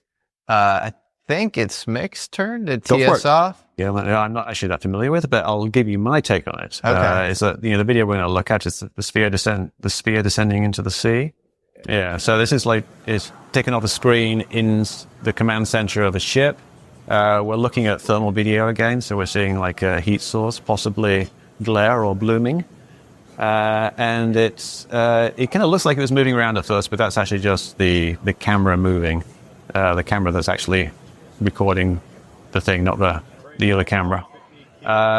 There's a cut in the video where it kind of jumps down to a lower level. It's actually descending really, really slowly. There's cuts to where it's just above the horizon. It's not really moving at all. It's just kind of slowly descending to the ocean. And when it gets to approximately the horizon, it shrinks down to a point. Then it kind of pops up again, it expands, and then it shrinks again and disappears. And I think that at the end of it, they say splash down, splash, mark bearing and range. So they think that it's actually gone into the water. Mm-hmm. But if you zoom in on the video, I think it actually looks more like it's actually a heat source that is expanded, it's like the blooming or glaring, and then it goes behind the horizon. And there's some dispute as to exactly where the horizon is. If you move the horizon up or down 1 pixel, it's in front of it. If you move it a pixel the other way, it's behind it. There was a guy, I think, Dr. Phil Metzer. He did some analysis of that. Published it on Twitter. And said it was very ambiguous as to where the actual horizon was. But it's very similar to if a light going behind a solid object will actually shrink if it's a point source as it goes behind it rather than just disappearing. So we don't know what it is. It appears to be moving. I think it appears to be moving northerly, and the wind is coming from that direction. So pretty strong winds too. It's apparent motion is against the wind, but I don't know what it is, but I think my best guess is that it's a strong heat source that's actually moving away, and it goes behind the horizon. But there's various interpretations, and there's more analysis. Yeah, maybe just paint a broader picture. This is part of 5 or 6 months long incursions over these naval vessels off the Channel Islands and off the coast of Southern California. Multiple ships, and they were reporting. In fact, Jeremy and George released a video of basically 2 red lights from the Omaha that night. And we know that the ship was and they were just hovering there. And I think another one kind of cruises, maybe we can splice this in, but another one kind of cruises by it. So clearly there were objects around. the ship. There's no question, right? There's radar footage from that same night. And the ship is getting swarmed. I think at one point I counted 10, 12. It says up to 14 objects were observed simultaneously. The objects were described as self-illuminated spheres, approximately 6 feet in diameter. So kind of comports with your kind of orb, general description. Back to the orb thing that has been consistent. Yeah. Where to begin? Geez. Number one, you can see in the indicator that they did have a radar contact at one point. It's slaved to the radar. You saw that R. We know the symbology. So again, this is like the gimbal. Like the system says it's tracking a radar target. The system's saying that, but it clearly isn't in this one. It's been done by a joystick. Someone's manually moving the camera around. And they probably, just like with gimbal, same thing. They probably had the radar drop it off in the same. So you're saying the same thing happened again? Like they missed the actual radar target and then they focused on... Maybe that was the actual radar target. Okay. Maybe. And we have the radar and it's all within like 6 miles, 5-6 miles, all those radar contacts. Well, yeah, but that doesn't mean that's the only contact. Like you can... So they're surrounded by like 14 odd, whatever it is. I counted there's a lot right on that radar footage.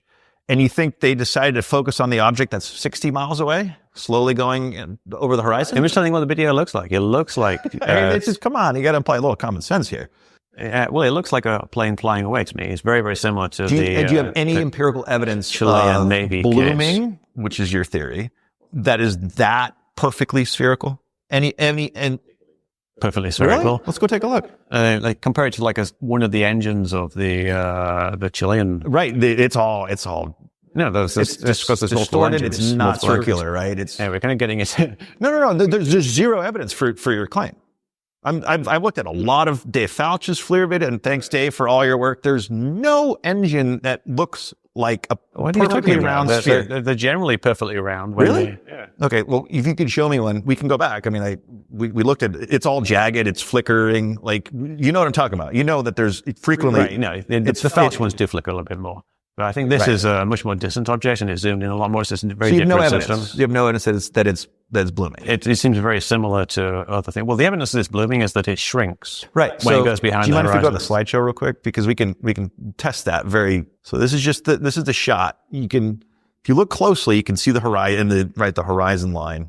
And the key here is the horizon is above the center point of that sphere. So if we go down, it's about the same as the sun. We go down to that one. That's a line that I drew. We'll leave it up. A UAP is in the eye of the beholder. This is grainy. The horizon. I see quite a bit of sky underneath that horizon. Do you? I don't. But if you go to the next see how one, it's a lot lighter than the rest. If you go to the next one, we can see the line that you drew, and I see a lot of ocean above your line. So, right, I see an enormous amount of ocean above. And if you go down to the next one, I zoomed in on one section. There's clearly ocean above your line. There's dark pixel. Yeah, so this is the problem with this thing, is you can't, and this is what Dr. Phil was saying, that you can't actually determine exactly where it is. Right. We know what it looks like. It's almost exactly at the horizon, maybe it's pixel above, pixel below. So it's probably it shrinks in exactly the same way that glare would shrink. If you watch like SpaceX capsules go down, it does the same thing. Remember we pulled those up and they look exactly the same. Yes, we should dispute that. So again, you have no evidence, like no empirical evidence that an engine actually has that very, very clear circular. So you think this is an actual circle that shrinks? It goes in the water. That is one. No, it shrinks. You see, it gets smaller. Let's talk to the air crew. Or sorry, the air crew. Let's listen to what they say. Right? They say. First thing that the guy says, it took off, it's booking it. What does that imply? Which? Play the video. Do you want to play it? Like, the first thing he says, it took off. In this one? It's booking it. The Omaha sphere? Took off, it's booking it. But isn't that when they're looking at the radar? There's multiple radar targets? Right there. Yeah, you said. But it's not moving. He said, okay, what does it imply? It implies that it left the vicinity and it's moving very fast. But it's not doing that. It took off its booking. It's booking it means it's going very fast. So correct. So the implication, as Tim mentioned recently, and I think some of the folks that were on the bridge of the Omaha at this point during this incident said these things were hovering. We have video of these things hovering. Jeremy Corbell, those two red lights hovering, and another one kind of cruising by it. Mm-hmm. It took off. It's booking it. implies to me it was sitting there and then it started moving. It's not moving though. Yes, it is. It's clearly moving left to right. It doesn't suddenly start moving in that video. It doesn't change. So the assumption is it was stationary. It starts moving and he records it. It took off. Is that a fair interpretation? It took off. It's booking it. It's very speculative, I think. Really? You're interpreting what you want to be happening based on a few words that somebody said. But we have evidence of these objects hovering over the deck of the Omaha. The drones? Whatever they are, it's something with red lights. Right, yeah. But that video is a terrible video, the Corbell video. It doesn't really show anything. It could be drones, it could be planes. You know what I'm talking about, right? The two red lights with the other one circling by. Most people think it's a silly video. And a lot of the eyewitness stuff. So what were those objects? Were they just drones flying around? I don't know what they were. So here's where it gets really interesting. 24 hours later, the US's Paul Hamilton. It's FOIA, you can find it, we'll put it up. Reports the same thing. One of the objects splashes. You can see it in the deck log or in the briefing of the event. If you look at, I don't know if this is diagnostic, but if you look at the video footage from the Omaha, two of those contacts are cruising around. They just disappear off the radar. Went in the water. It could be in the water. I'm not saying that it is. That's not diagnostic. We're working under the assumption, I think, that there were drones in the area because they reported drones. And who knows? The only evidence we have shows a spherical object. There's no evidence, there's no empirical evidence that you're taking that splash just to be the same as that splash when it was probably. Well, they were getting ready to get they asked 3 ships around them to get a helicopter out. Yeah, because they thought that there were drones in the area. They thought it was close. Yeah, there's a lot of issues with the whole drones thing. Like the Army, the military, the Navy has misinterpreted a lot of things as drones. I tweeted earlier today about how they once put out a photo of a jet and said it was a drone. We know that the Snoopy team, the trained observers on a Navy vehicle, have misidentified stars as drones. And what does that have to do with the spherical-looking object? Well, we were talking about these eyewitness accounts of things that happened that go along with these videos. Maybe they mistook something else. Maybe they thought that Venus was a spherical object because it looks like a bright light in the sky, like hundreds of yards away. Can you provide a single piece of evidence that blooming looks like that very rounds? I'll give it a go. I looked at a lot of infrared imagery now, and I've seen nothing. That's the natural shape for blooming there. I think we should move on. Yeah. Admiral Gallaudet says that he has a first-hand witness who might be coming out soon. So let's both, with on some both video sides, potentially. We should hope. I think you mentioned there's some video. Well, that would be incredible. That would be great. Yeah. I love it. I will say, just quickly, so there was another ship that reported an object splashing in the water. Yep. This is where it gets kind of from an analytic perspective, interesting. That ship, the Paul Hamilton, so this is the day after the Omaha video, it's swarmed by a group of drones, UAP. They depart, you can actually track this, they depart on a heading that goes right towards Guadalupe Island. And I bring that up because there's a series on, I think it's National Geographic, Unidentified. Lou Elizondo and I think Sean Cahill went down to Guadalupe Island because there have been reports of spheres going into the water. Yeah. And you can see, and I spliced the interviews together. You had 5 or 6 fishermen out there, including one of the world's most renowned shark experts, a scientist, said they've seen these objects. The fishermen all say, yeah, I've seen these lighted luminous orbs, spheres going into the water. That's interesting, right? So you have one group of UAP, one splashes or recorded as going in the water. And then this other group goes right towards the location where, oh, by the way, witnesses have been reporting spheres going in the water. There's a military testing area there, isn't it? Isn't there this is drone base down there where they test military drones? Well, that's a Mexican. Island. It's Mexican. No, but north of that, there's an island. So we're talking about well south of those islands. And Danny Sheehan just came out as well as famous American lawyer who represents a lot of UFO whistleblowers. And he said that he has coordinates for a UFO underwater base. I have nothing to add. I said we should all do a boat trip out there, and we got some Twitter momentum. So, I think that's interesting, right? Sure, but it's just a lot of eyewitness accounts. It is, but it just happens to align with 2 splash events. A splash just means something fell in the water. Correct. Do you think these guys are genuinely mistaken? Do you think they have some sort of incentive? Okay, so they Well, the people in the Navy. Yeah, that's what I'm saying. So you don't think they're like psyoping the American public or want money or fame out of it or something? Yeah. Jay Stratton took this slide of 3 stars and presented it to people in Congress. He thought that it was triangular drones. You know, this kind of types of mistake goes all the way up the chain. Do you think that's still happening today at AARO? And I'm sure they're making mistakes still. Oh, they couldn't get the date right in the GoFast slide. All right, let's move on to Nellis, Tonopah. Yep. So this is a restricted airspace, testing range. Nellis is famous. There's a lot of UFO lore. You have this object moving towards the Black Mountains. Why don't we play this video? It's a little lesser known.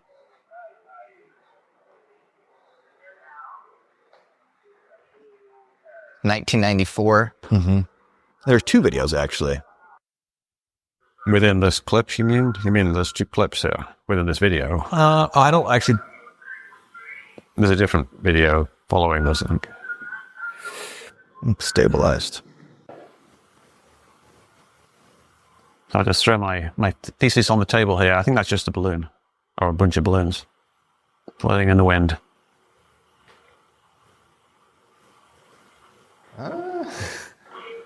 The camera moves around a lot. There's no actual movement of the object itself.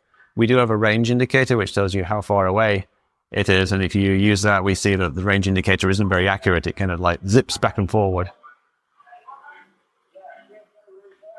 But I just think if you're operating these machines at a Nellis testing range, you have to be pretty familiar with probably exotic stuff. Yeah, but look at it. What can you see there? It does basically a 90-degree turn. It doesn't. Sure does.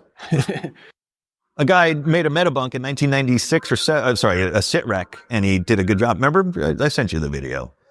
But I put this in sitrec, and you can see that the range data is like, bullshit, basically.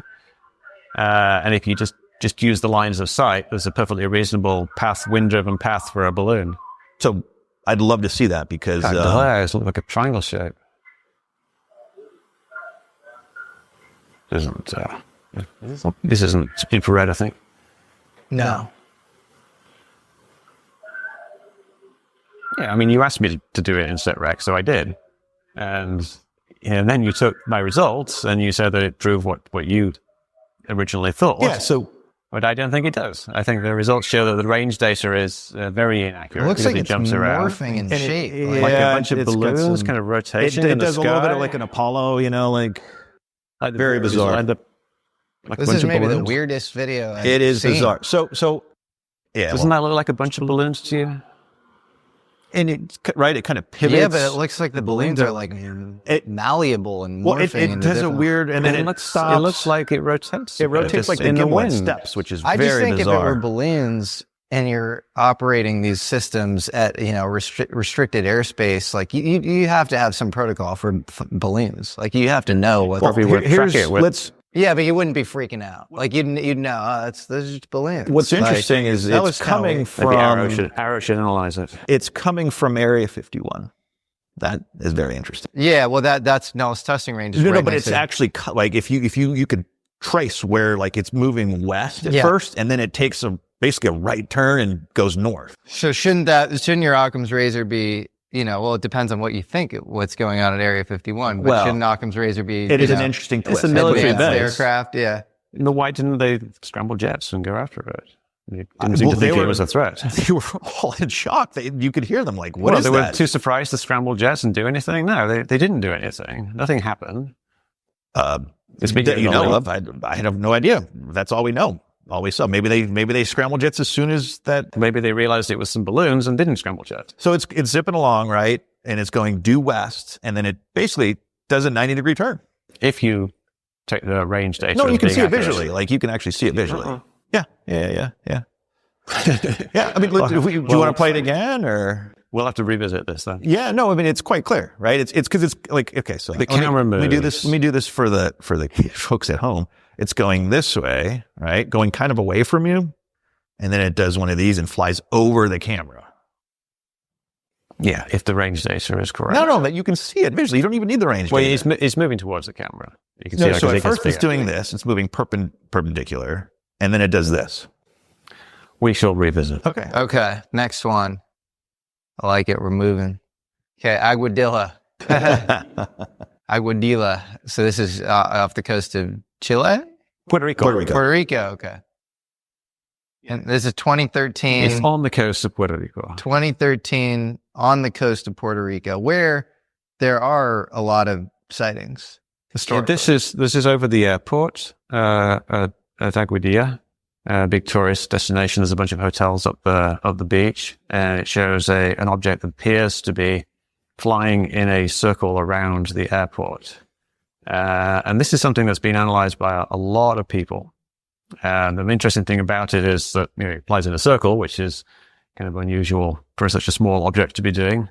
And then later it appears to go underwater. It looks like it goes underwater. And then it appears to split into two parts. But a lot of people have analyzed this, and pretty much everyone who has analyzed it has realized that if you take the lines of sight, which you can get from the camera here, all the numbers on the screen, the lines of sight all intersect over the airport. Not just that, they intersect in a line over the airport, and that line represents a vector that's moving more or less at wind speed, about 18 miles per hour, and it kind of decreases a little bit as the object sinks to a lower altitude. And a theory that was proposed by the head of Brazil's UFO investigation department, Ruben Lianza, is that it's actually two Chinese lanterns, wedding lanterns, kind of tied together. And that's why you see early on in the video, you see kind of like two shapes kind of like moving around each other. Partway through the video, you see the heat source, and then you see kind of the paper canopy of the lanterns behind it. And then when it gets to this section here, this is where we see it kind of disappear. Now, this is thermal footage. So we're seeing the black is the hot of the flame, and there's some blooming or glare. And then when it moves, so that's hidden by the paper canopy, it becomes, it's almost the same color as the ocean, and the video compression just can't keep up with it. So it disappears. You can more or less see it though a lot of the time. And then it reappears, and it kind of like splits into two, which ties in with the earlier observations that there appears to be two heat sources. There's actually two wedding lanterns. And more research was that there are actually hotels up the beach, upwind from this location, which release these types of wedding lanterns. And then this was all confirmed basically by AARO analyzing this and coming to the same conclusion. What do you think, Merrick? That'll probably cost me some Twitter followers. Great. I agree. I don't have any objections. Okay. So that's good to hear. So you guys agree on something? Yeah, absolutely. There are people who won't agree. No, and SCU, for example. Let me just be clear. I agree with the vast majority of Mick's work. Good like stuff. right, because as we know throughout history, right, 80-90% of these things are prosaically explained, misidentified. We've seen this in New Jersey, right? People are literally videotaping or recording aircraft. So speaking of which, the world is going crazy. There are drones in sensitive airspaces, quote unquote drones. And I'm just saying quote unquote because nobody has any good, even you have to admit, Mick, nobody's coming out and saying anything clear about these things on either side. One thing that's very, very clear is that there's a lot of misidentifications. I believe a lot of videos I'm sure. And there really aren't any good videos that are unambiguously of drones or some kind of beyond drone type things. Sure, but would you admit that there's a spike globally of these weird sightings in sensitive airspaces? Is this because that there actually are more of them, or is it because people are reporting more of them because of this story has kind of blossomed up from these original stories of drones over airbases? I don't have the data, but my strong bias would be that there are more sightings. All these false sightings, though. All these false sightings are just people looking at planes. So there's a huge spike in those. So why wouldn't it be like all just this from this huge spike? I'll push back slightly, Mick, just a little bit. You're right. People misidentify things. But I think you might be pushing this narrative a little too far because it really the very obvious plane videos, there's only like 3 or 4 of them. They're obvious, like that are planes. There's not that many. Oh, well, there's a lot more that are Well, let's resolvable as planes if we know the actual location. I got sent one the other day and tracked down the actual planes, and it just looked like these little points of light. Let's get into the Wasn't obvious. weirdest one. This one that's gone completely viral on Twitter. It says Manchester Airport, June 2024 sighting, and you have an employee, an anonymous pilot and co-pilot, see this thing.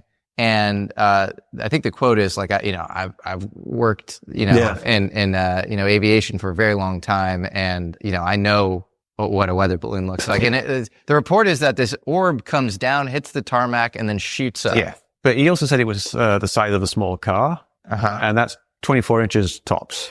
We did very detailed analysis, 3D recreation of this thing from this exact viewpoint, and using the data there. At the most 24 inches. Okay, and Merrick, what do you think? I got nothing, guys. I really like. Okay. It's. I don't know. So you basically agree with me? Or I think it's a balloon and some like artifacts in the image there. I got nothing. Okay. Yeah, sorry. Now we have this interesting case of quote unquote UAP activity near Duke Energy's nuclear facility in North Carolina. I personally find this interesting because my Occam's razor belief generally is that it's prosaically explainable away. The thing I hold out, interest in is when the sighting occurs around a nuclear facility. I find it very fascinating that there is a town next to the Fukushima prefecture in Japan called Ino, which is dedicated to UFOs, and it's where they had their famous 2011 spill, nuclear. And then, there have been sightings in Bariloche, Argentina, which has its own civilian nuclear grid. And then if you look at Edward J. Ruppelt, the book you cited, the vast majority of the sightings that he takes seriously occur around sensitive nuclear facilities in the U.S. And then you have Robert Hastings' work. And so if I had to, again, steelman the UFO position, it would be around this nuclear connection. So this I find interesting because you have UAP activity around this nuclear power plant. Should we just watch the video? And I'll just quickly say, Jesse, to your point, the nuclear connection is extraordinary. It is remarkable, and I've written about it. Sorry, go ahead. No, I mean it's amazing, and more and more. Roswell itself, the site of the 509th Atomic Bomber Squadron, the first bomber squadron in the U.S. You have, the Trinity test site. Possibly there was a crash there. Unclear. You have D.D. Johnson on one side. You have Jacques Vallée on the other side. They're kind of arguing. Well, Lonnie Zamora happened a couple miles from a couple of miles from there. It would be the reason that New Mexico is such a hot spot. It's for all fascinating. I'm with Arrow on this one, though. I think there's a lot of reporting bias. You get reports on highly sensitive sites just because people are much more vigilant. People who work on these sites are trained to report things, and people who work at Walmart are not trained to report things. Mick, like you got to read the cable, and this is again to John Greenwald's credit. Like, you got to read the cable, like 1975. Do you know anything about those incursions where you can see in a literally a cable to the Pentagon? Is that nuclear specific? Absolutely, 100%. And it says the language is a clear intent. So there's objects hovering 10 feet above their nuclear weapon storage facilities, right? And there are videos of the plume of various detonations where you see the UFOs. Like there's one Bluegill Triple Prime. Yeah, I think it's 62. I think they were either spotter planes or something else, but I can't remember what they were exactly. But that was resolved, as I recall. Was it? We'll look it up. We should look it up. I'd love to resolve. And then even Virginia in Brazil, where James Fox went down and investigated for moment of contact, where you have all these hapless local citizens who don't seem like liars. Is there a nuclear power station there? Yeah, that was the start of their nuclear program, is what I've heard. And so I don't know. It just keeps popping up with the nuclear thing, and it does cut through Lakenheath just recently. Lakenheath, there you go. Allegedly, according to open source reporting, that it's supposed to host U.S. nuclear weapons. Lakenheath was one of the site of one of the most extraordinary historical accounts. 1956, James McDonald wrote quite a bit about this, and folks at home, just look up Lakenheath 1956 McDonald. You'll find CIA documents. You'll find a really lengthy write-up on the Princeton.edu website that is just absolutely astounding. Also, Royal Air Force Bentwaters. Correct. Near Suffolk. 1980, yep. 1980, Yep. You have a bunch of witnesses, because it was joint, managed by the U.S. Correct. and the Royal Air Force. You have a bunch of, John Burroughs, Jim Peniston, Colonel Halt, who did the investigation. And the audio and the, Yeah, I was listening to the book on the way here, UFO and Nukes. Yeah. And it's a lot What of do you data. think about that? Because I told you to read I can that. certainly see how it would seem compelling, because there's account after account after account of something seen by... And if you meet, like, I actually get the sense from you, I don't think you're a liar at all. Like, I think you're very, no, I mean it. I really, I get this, like, clear attention to detail, like, good, earnest vibe. And that's the same vibe I get from Robert Hastings. In fact, like, the way I connected with Robert Hastings. I don't think he was lying in the book. No, I know you're not accusing him of that, but he's dedicated his life to this, and the amount of granular detail. I mean, you should meet him if you're interested. He reached out to me. This is how I got in touch with him. I made my piece with David Grush, and I screwed it up, and I overstated the case. I was like, UFOs and nukes, you have, over 100, and I go missileers, ICBM security personnel, like a few other people, and it's 170 total witnesses, but it wasn't 100, radar operators or whatever. And I just misspoke in the moment. I see, But I love it. He emailed me and he said, Jesse, it was only like 12 to 15. I don't remember the exact number, but radar operators, the rest were ICBM security personnel, missile technicians, whatever. And it was, and then that's been literally like all of my communications with him have been around that, and he'll correct you immediately if you're wrong and if you're overstating a case. Hastings is Are there actual outstanding. statistics here, like actual statistical analysis of citing near nukes versus other ways that are actually valid? Well, yeah, it would be Edward J. Ruppelt's original study where he came in. That was done from 1947 to 1952, and then he wrote a book about it in 1956. I mean, the Colorado sightings, right? The 2019, 2020, those were over those nuclear missile silos, partially, and they mirrored 1965, the same exact, like they're witnesses talking about up and down movement, bright flashing lights. Where have we seen that before, right? And it's documented, right? 140 some witnesses. And I met Robert Salas at Malmstrom in 1967.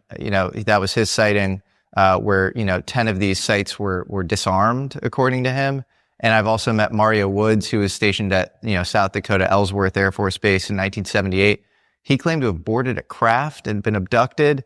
But this guy maintained a Q clearance for 20 years after this. And all these guys it's the most sensitive clearances. They're on what's called the PRP program, where they have to report if they're taking ibuprofen. Right. Yeah. So I do find that compelling. That speaks to the whole issue with, Marco Rubio. We were talking about at the start, either there's some crazy people in power or, what they're saying is true. And he leans towards true, right? Just to be clear. Rubio's very clearly leaning towards, I trust them. But there is evidence that there are crazy people, but people with very strange ideas. But who? Lakatsky, for example, he's like a rocket scientist. Right. But I think the more you go into highly competent, impressive circles of people, the more you realize a lot of these people are weird. But who? Tim Taylor. Yeah, Tim Taylor's super weird, but he's also, working with Elon Musk around, various launches. How weird. That's interesting. But that just speaks to how much weirdness you can actually get. But at what point do you say, at what point do you say, weird or? At what point do you say reality is weird and that a proxy for somebody's credibility is actually how high functioning they are in society? Perhaps there's just a big tolerance for weird within the Pentagon. Can I ask, how weird do you have, you have to be pretty darn weird to go to the ICIG, Inspector General, and say, I was part of a reverse engineering program. That's right. 40 people have done. Allegedly, right? That's what Grush testified under oath. Bring it. Let's see them. Right. Does that make sense, right? Okay, there can be weird people, but there's a different level of, I was on this program, and those are the weird people. I worked on this NHI craft.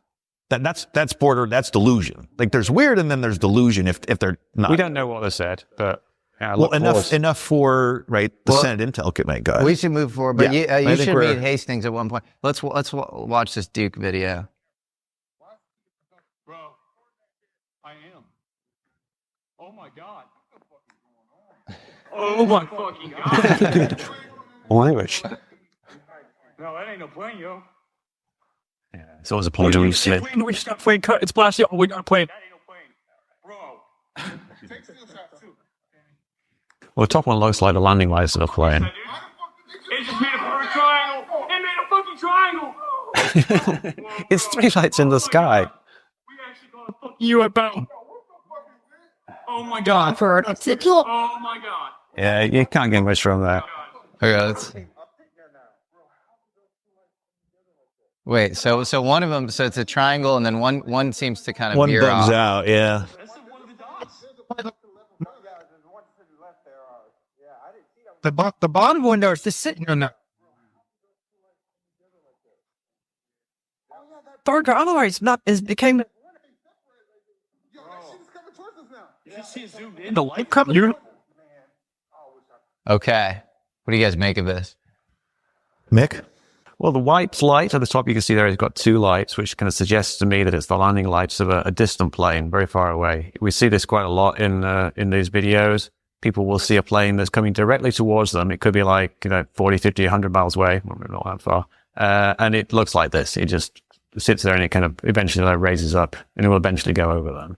The other lights, I don't know. They were kind of orange looking. Yeah. I'm not sure what they were. Could be helicopters. Could be drones. If they're landing lights, Mick, can we test this? Right? Because Test if it I... in What?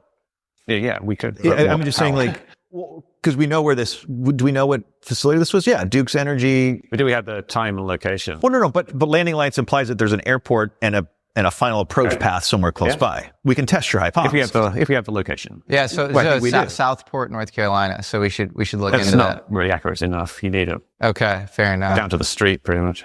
And then we have some other people commenting. I have 7 videos of them from last night, around 30 minutes of good video. I'm in Asheville, North Carolina.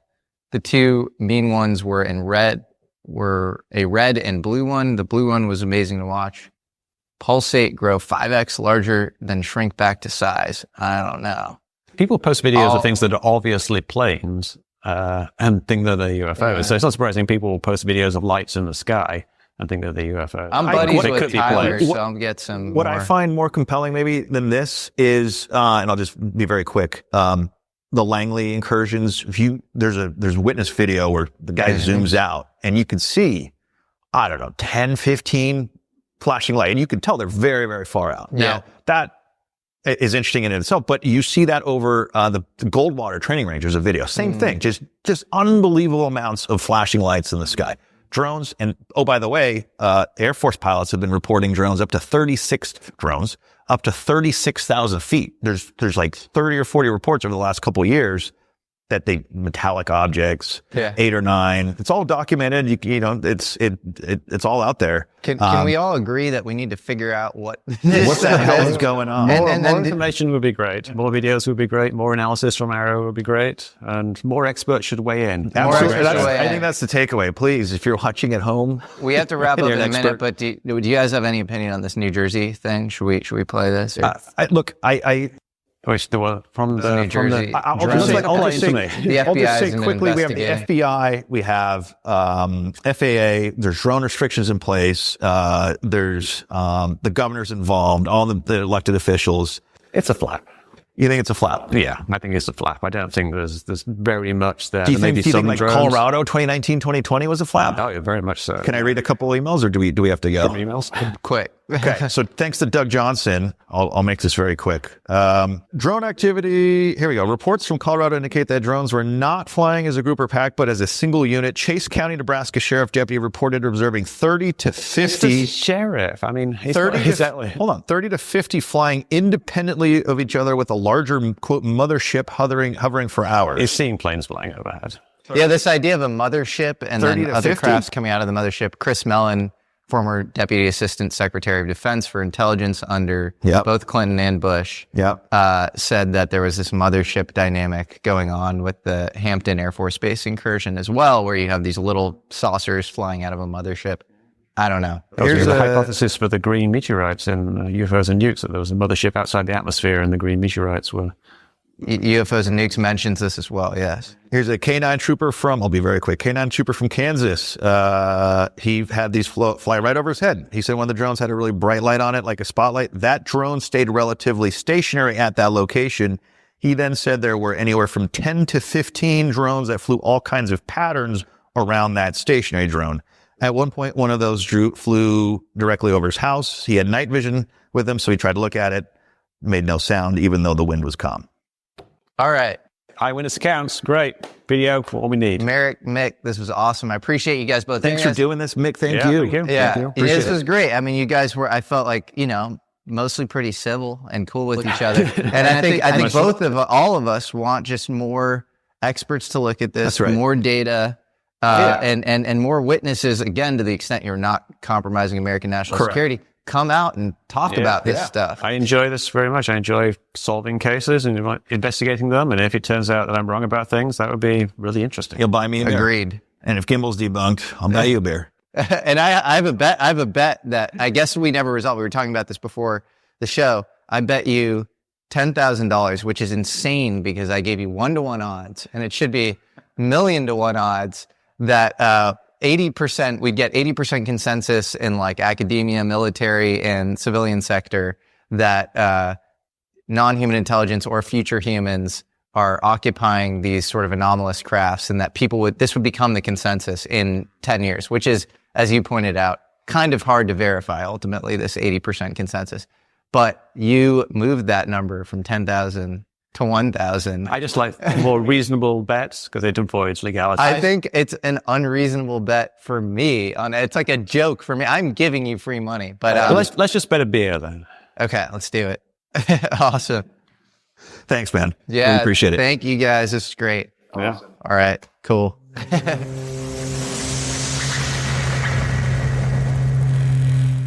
So we're back with Mick and Merrick, and we felt compelled to extend our debate somewhat because so much bombshell footage has been released since our long debate. Specifically, we're talking about this egg video that has kind of broken the internet over the last couple of days, associated with Ross Coulthart's News Nation story involving psionic assets, specifically a guy named Jake Barber, who is part of a crash retrieval team involving these psionic assets, people psychically calling in exotic material, of which this egg is claimed to be kind of a part of that, and it's being hooked onto. Well, I guess you want to play it, Mick, and we can kind of analyze it from there. Let's play it. Yeah. So it looks like it's on the end of a long rope. It looks like a big egg.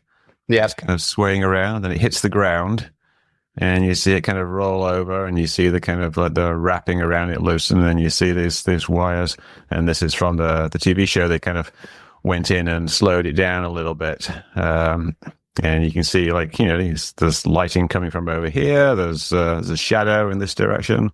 There's a little bit of a roll when it hits the ground, which shows it has a little bit of inertia.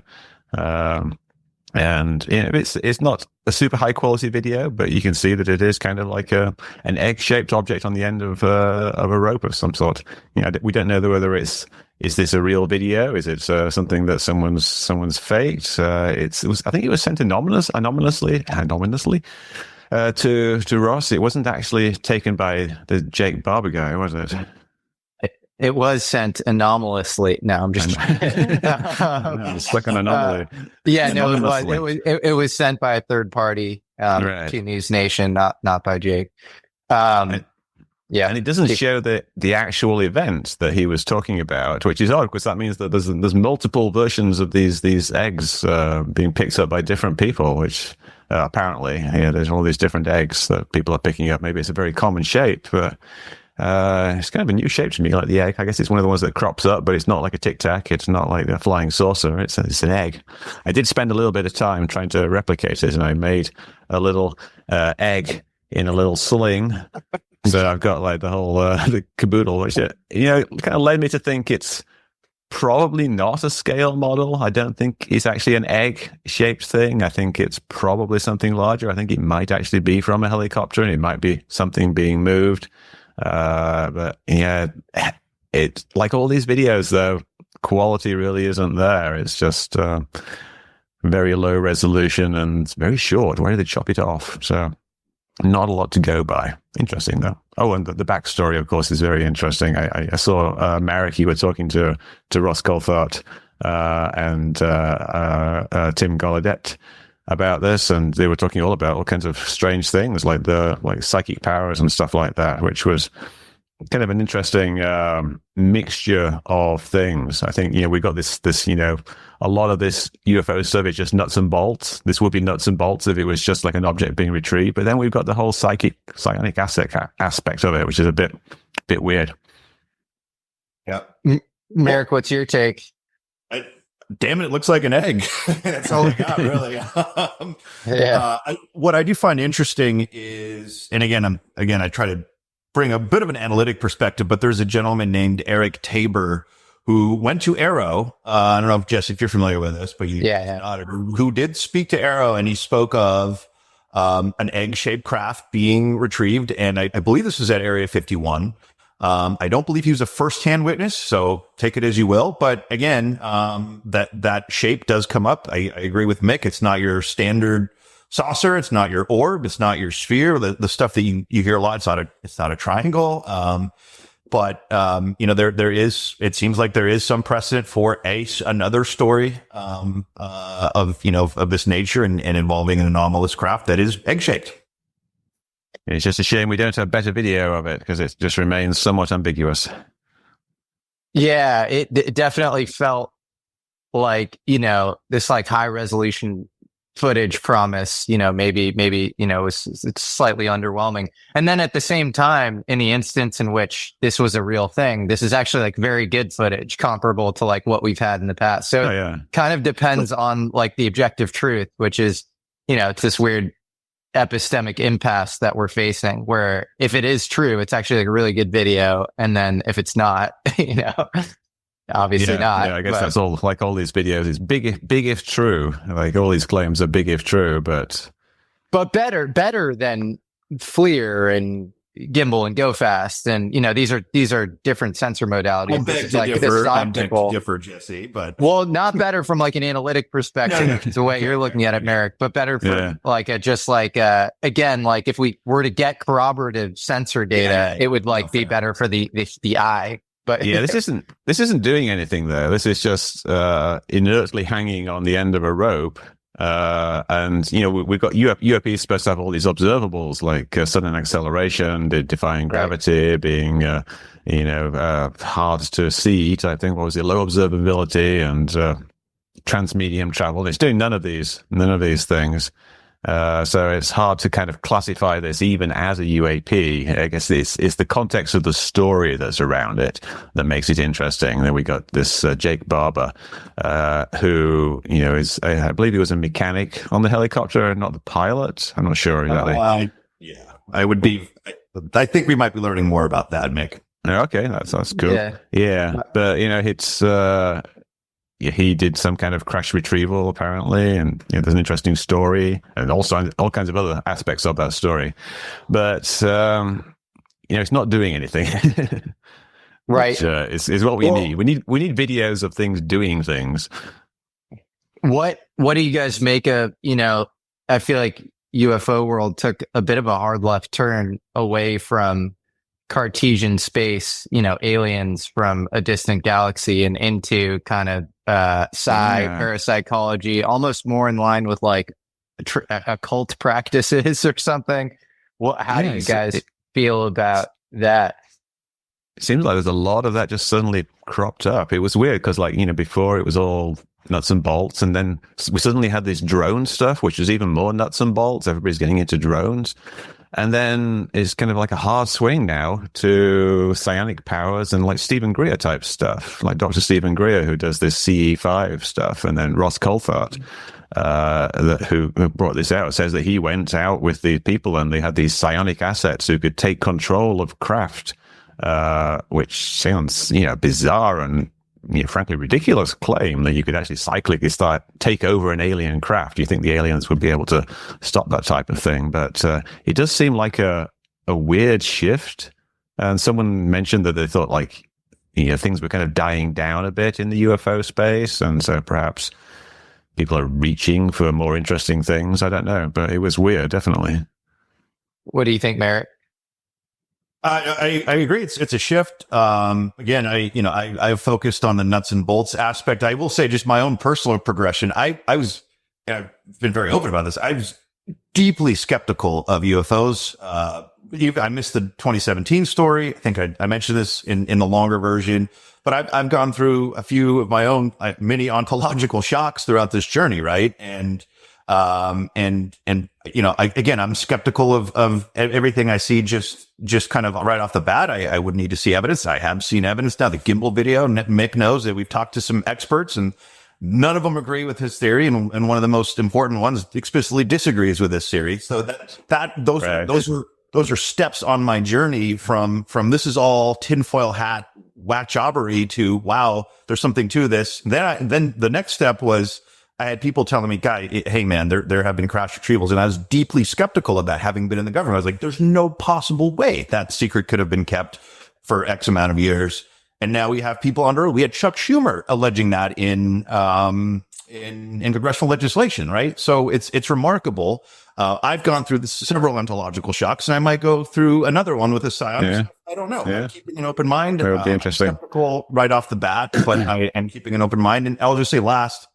I'll add that Jake and I think the other special operator, Fred Baker, who's truly a legend in the community, I've found over the last 24 hours. They've said openly, don't trust us. We'll show you. So, okay. All right. That's good. Yeah. They got a timeline on that. They know when, we're doing it when it's coming out. I don't know, but I think that's great. That's the right attitude. Yeah, definitely. I would definitely appreciate seeing more data and, the stories aren't cutting it. We need to see actual evidence. I agree. I think everybody agrees on that, right? Yeah. Yeah. And Merrick, you had something you wanted to bring up as well. Yeah. Real quick. So I'll just tee this up. And Jeremy Corbell, there's a video, Mick, I think you figured out when this is posted first, but this is the quote unquote Iraq gimbal video. But I'll just tee it up first. Jeremy got an interview with the Marine who actually recorded this. This was in 2008. And he's in what's called a LAV 25. I think it's a lightly armored vehicle. He's got a thermal sight and they're out there in the middle of the desert, truly in the middle of nowhere, close, like 100 miles from the Syrian border, doing overwatch and reconnaissance. So he's looking around to see what's around to make sure the bad guys aren't sneaking up on them at night. So he's got this thermal sight and he sees an object rising, in his words, rising up off of the desert floor. And he says it goes up about 25 meters. Then it moves to about 30 to 50 meters to his left, comes back to that center point, moves about 30 meters to his right, and then goes back to that center point and then slowly starts climbing. And then at that point, he's like, this is bizarre. I'm going to record this. He starts recording the screen. And then we have this video. I won't bore people with the full video, but I do want to maybe quickly just point out if I can share my screen. There are some intriguing similarities. Is that coming through for you guys? Yeah. I see it. Yep. There are some intriguing similarities to Gimbal. I think we can agree on that. And if Gimbal is this never before seen anomaly, no expert has ever seen this before. I mean, Mick, we were on the call with the AT FLIR expert. He says, this is, quote, bizarre. I've never seen anything like this. No aviator has seen anything like this. So when you see these matches, that's interesting to me. Oh, and by the way, these anomalies just happen to look like the classic saucer. What are the odds? Yeah. Right? What are the odds? That's what makes it fun, isn't it? It makes it more interesting. Classic saucer. Yeah. And I'll just quickly add one more thing. There's an interesting video, and Mick, I know you did a semi debunk of this, but I do have a few bones to pick per usual. Is that coming through for you guys? Yeah, I see it. Yep. It's kind of stepping. Well, you not played it yet. Yeah. So it does this. All right. This stepping thing, right? And then it's slowed down at half speed. So he moves the camera up, and you see it jolt down, right? So that's him moving the camera, right? So this system is a thermal system. You can move it left, right, up, down, and it's a thermal sight. So the gun barrel, there's video of this online. The gun barrel is actually pointed to where this is how they shoot the weapon without getting out of the vehicle, right? Yeah, it's a gun sight. Exactly. It's literally a gun sight. So you can see him moving, but that up and down, that kind of that jittery, that jumpy ascent is very interesting to me. Yeah. It's an interesting little thing. I think, again, we have the issue of it being very poor quality. We see here, like, you see all the compression blocks and everything and the pixels. And I think there's a couple of points I'd like to make. The first is, like, you did that comparison earlier where you did 2 frames that look very similar with the gimbal and this Iraqi gimbal. Yeah. One of them is in the gimbal frame that you showed was in black hot mode, and this is in white hot. And the contrast curves are very different for those 2 modes. It's not really, one isn't the inverse of the other. So you're comparing a black hot to a white hot isn't a very good comparison. And if you were to take the white hot images, which are at the start of the gimbal video, they're actually quite different shape to the rest. You see a kind of more irregular shape. It's kind of like, you're familiar with it. It's kind of like narrower at one end and then wider at the other. It doesn't really look like that. Well, so if you were to take that. I saw your comment, and as you know, Mick, over the course of the gimbal video, the object grows, it gets bigger, and it does actually become that shape. So I think you're missing the point. Anyway, we could talk. Well, why is it changing shape though? Is it magically morphing from one shape into another? It doesn't really make any sense. As the jet gets closer, it becomes more defined, right? Yeah. Well, I think, as you know, I think that the gimbal shape is actually, a camera artifact. I know you don't like the word glare. You don't like the word glare. A lot of people agree with me, but not the people that you found. Experts agree with yeah, but then the experts that you found, we went over this before. The experts you found, they also thought that it looked like an SR-71, which it looks absolutely nothing like an SR-71. So, really are those experts really very good at analyzing this particular video? They took a quick take, and the guy told you that it was just a quick take and it wasn't meant to be an assessment. Let's get to that, Rube. What do you think this video? What do you think we're looking at right here? I don't know what we're looking at, but I think it's something that doesn't show the observables. It doesn't, it's far away, so we can't really see it. What do you make of this the motion? All right, the motion. Yeah, the motion. I think there's obviously we don't see the really dramatic movements that he talked about. He's rising up from the desert, moving left and right. We see it moving slowly up. Now we see it kind of looking like it's kind of moving a little bit like this, up and down, like kind of relative to the background. I think what we're seeing there is actually the turret of the vehicle, or perhaps the vehicle itself with the engine, just moving a tiny little bit up and down, which would make the camera move. He talked about how he was raising the, I have to be careful not to do a Nazi salute here, like Elon Musk just did, raising up the camera thing, so it was always pointing in the sky, and he got embarrassed that he thought other people might be looking at him, and so he lowered it down. But I think doing that is going to make it kind of a wobble a little bit, because we're kind of zoomed in quite a lot here. So I think we're just seeing camera movement. It doesn't register exactly with the clouds, because the clouds are very low frequency in technical terms. So they're very smooth curves, so they don't move very much because of the video compression. Now this video, I think it was part of a dump that somebody did. There's a UFO site on Twitter. I think it's called Refute or something like REAFOUS UFOs, and they uploaded a whole bunch of stuff to mega.co.New Zealand, NZ, and so there might actually be a better version of this out there, which might actually help resolve some of these things. So if someone knows of that better version, then that would be good to have. This is thermal. You incorrectly thought this was a night vision. I thought this was. Oh yeah. What do you think it is?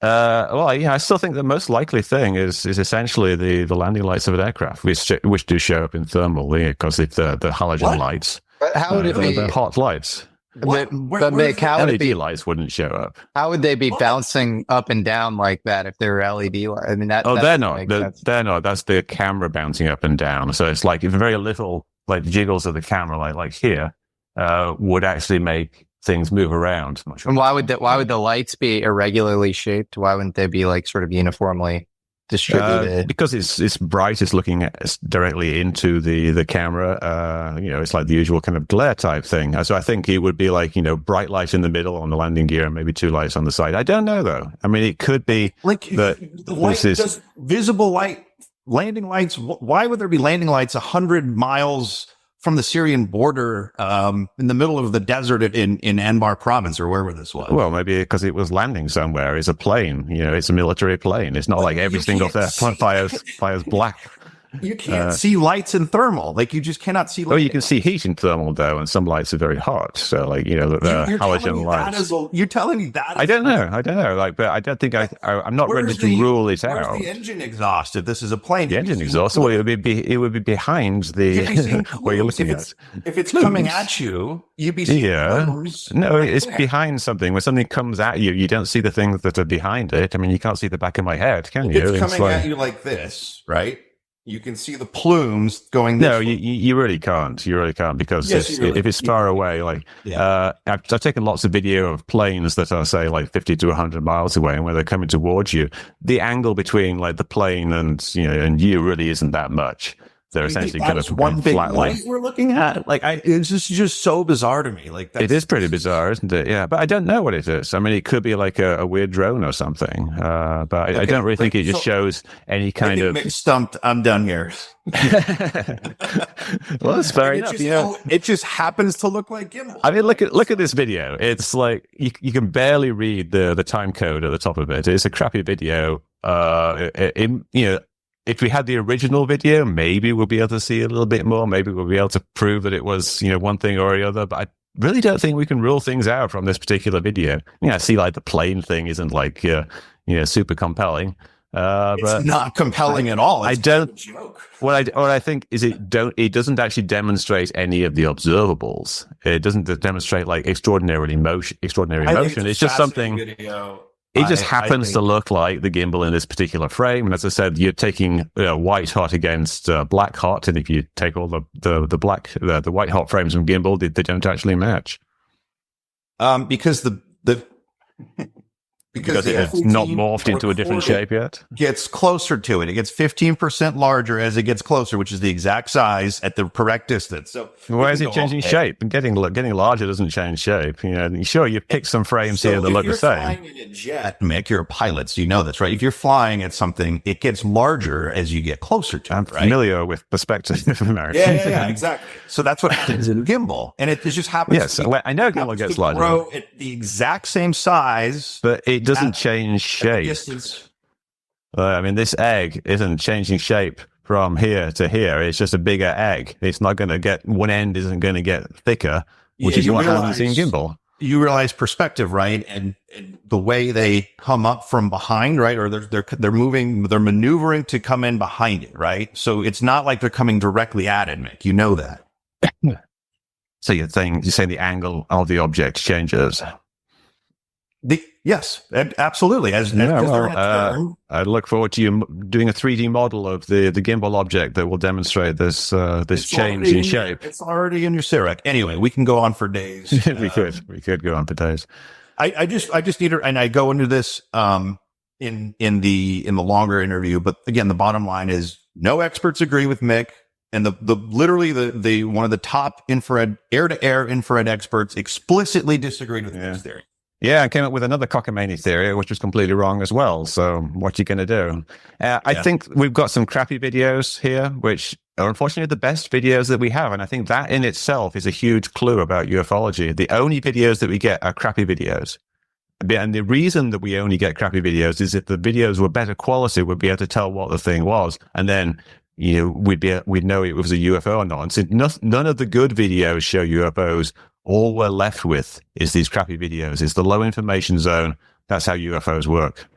I don't think so, Mick. And I hope we learn more, but the Pentagon has said that they have, quote, true anomalies that they're so stumped by. And this is because the new director of the Pentagon's UFO office has said, we have true anomalies that I, as an engineer and a physicist, I'm paraphrasing, do not understand, and I do not know anybody else who understands. So let's see what those videos are. That's because they haven't got the information. But I'm looking forward to seeing those true anomalies. They said they're so stumped that they need the public. So that's me. That's you, Mick. That's me. Jesse, that's everybody. That's everybody that's watching. They can use my software, open source, SitRec. Anyone can use it, and hopefully they will, and maybe it'll help them solve it. But I'd be happy to help. Well, whatever we're seeing is definitely at the margins of reality. And so I think we wouldn't be having this debate if it was like super clear. The margins perception, which isn't really the margins of reality. Well, there you go. Now you're talking like us. I mean, I think, yeah, the margins of because there are doors of perception, to quote William Blake or Aldous Huxley, and in the optical range that involves 400 to 700 nanometers. And if you have these things traveling, close to the speed of light, they're probably doing one of two things. They're probably if they're moving away from you, they're stretching light. And so that's like the bottom end of the visible band, but probably lower than what we can actually see. And then if they're coming towards you, they're crunching light. And so that's, your microwaves. And so it's either, it's going to be infrared or microwave, and you need these sensor modalities. Normal civilians don't have those sensor modalities. And so it kind of makes sense that you would either get blue shifted or red shifted optical, or you would get like other sensors, and you'd have to debate it endlessly because it wouldn't really look good to the normal eye. Can I ask some non-UFO physicists about that? I mean, Hal Puthoff says things like that, yes, but I think you should need to ask some, I hesitate to say real physicists, but someone who isn't perhaps so enmeshed in this whole UAP thing. Well, what would they say? Yeah, go for it. Just very quickly, and Jesse, to build on that, there's a documented history of the most important one of the most important historical documents in this whole topic is what's called the Twining Memo from 1947. General Nathan Twining, who I believe went on to become the chairman of the Joint Chiefs of Staff, he wrote a memo that said, it listed all the kind of the characteristics of UFOs, and I think the one word that was underlined was that they are evasive. As soon as they are contacted by, that's how they work. But you've had aviators that have seen metallic discs within a few hundred feet. And I laid this out, right? There's I think at least 30 cases where multiple credible witnesses, police officers, pilots, engineers have seen these objects 100 feet away. And they all just happen to look like the gimbal and the Iraq gimbal. They're evasive, but not when there's no camera available. They're evasive, but they appear 100 feet away, where you would be able to get wonderful 4K video if you had your camera with you. Yeah, and they're not really evasive. They're just evading cameras. This is the flaw in your analytic approach, and this is. But I wish you took some time to read through the actual, and I'm happy to send you the most compelling ones. And you have to read through the most compelling reports that are out there. Multi-witness within several hundred feet. Shake your head. Go ahead. That's fine. I'm just telling you, that's my analytic basis. That's what I go off of. Yeah, your analytic basis is stories from 70, 80 years ago. It's not really very useful. And video, and the gimbal video. And I would also video. So that's it. I would also say, if we're talking about things that travel the speed of light or do any of the things that seem to break our conventional physics, and then you accept any of these stories around consciousness, they probably know how to evade perception on more of a root level than we're, able to even understand. So, now we're getting away from the nuts and bolts here. This is kind of like highly speculative. I wouldn't say it's getting away from nuts and bolts. It's just, goes towards the Arthur C. Clarke quote that any sufficiently advanced technology appears to be magic. And so can you demonstrate that is happening though? Demonstrate what is happening? Any of what you just said, they're detecting cameras and avoiding them. Well, all good science is the interplay between experimentation and theory, and I would bucket in anomalies with experimentation, where you see these observable things. You can't just snap them to grid on present theory of, this can't exist because of present physical models. That would have, stagnated science in all sorts of cases in the past, whether it's black body radiation or the orbit of Mercury, which were both very anomalous. And so in this case, you're seeing this anomalous thing. It's actually somewhat repeatable with two things, nuclear and consciousness. And it's kind of on us to theorize. And we could, again, snap it back to the grid of like general relativity and say it's impossible. But usually that loses the snapping back to the grid. And maybe, the person, making theories around this thing is a heretic of the present, but they're often vindicated in the future as kind of the hero of the future, scientifically speaking. So I'd say if you're looking at it from a meta-scientific, Thomas Kuhnian model of like the structure of scientific revolutions, you'd probably bet on the anomaly. You wouldn't bet on the present physics model. The present physics model always goes away.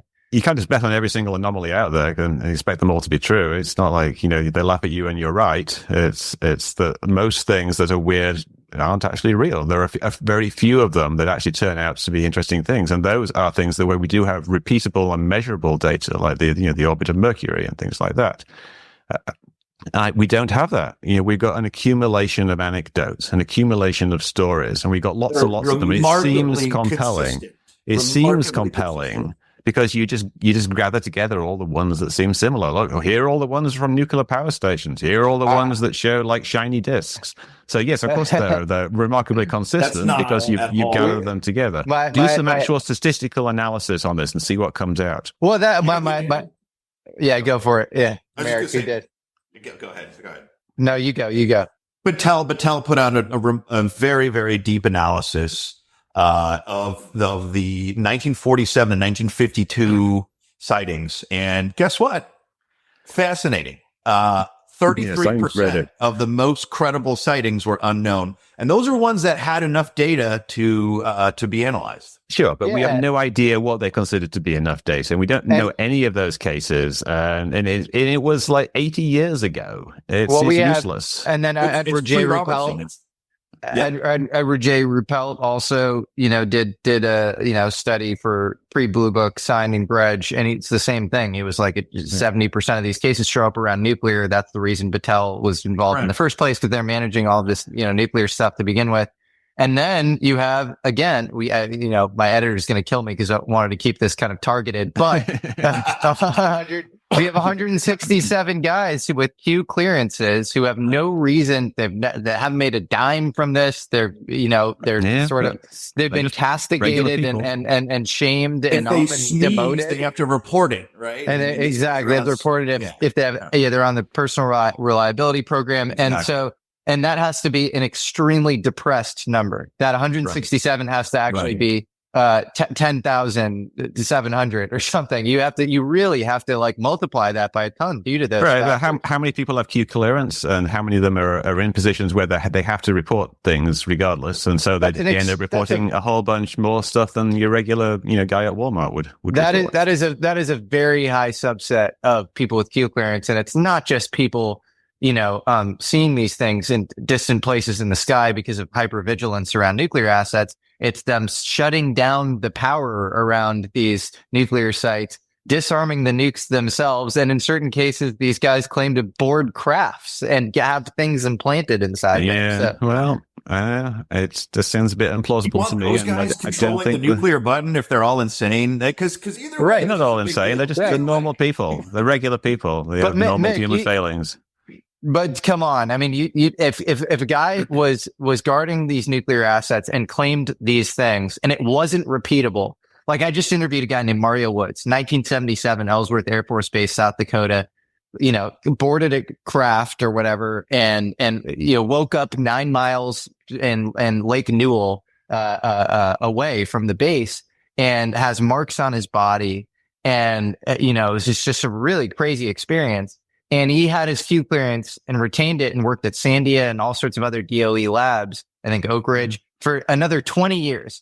If you're like a higher up, person in, the DOE, and you see that, and you have this one guy claiming this crazy shit, why would you continue to hire him for the next 20 years unless that was actually just this repeatable thing happening to a lot of people, and you were hyper aware of the phenomena overall? And you didn't blame the guy, and you realized he was totally lucid and mentally sound.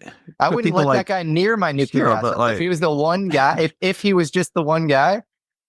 It's not like he had his finger on the button and he could launch things. He was someone who worked there. He had a Q clearance. And people David Grush had a psychotic episode and was voluntarily hospitalized, and he kept his clearance because people, just because they have episodes doesn't mean you automatically lose that. He didn't have a psychotic episode at all. He had too much to drink one night, and his buddy next to him was blown up in war because of an Afghanistan combat PTSD. So it's, I don't want to get into personal stuff. Arguable.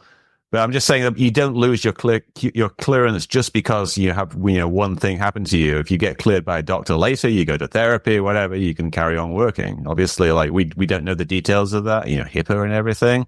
I don't know if he volunteered exactly what happened. Did he just go back to work the next day and say, I saw aliens? And they're like, okay, go back to work. No, there was a very clear protocol he underwent due to, obviously, the Air Force having seen this before.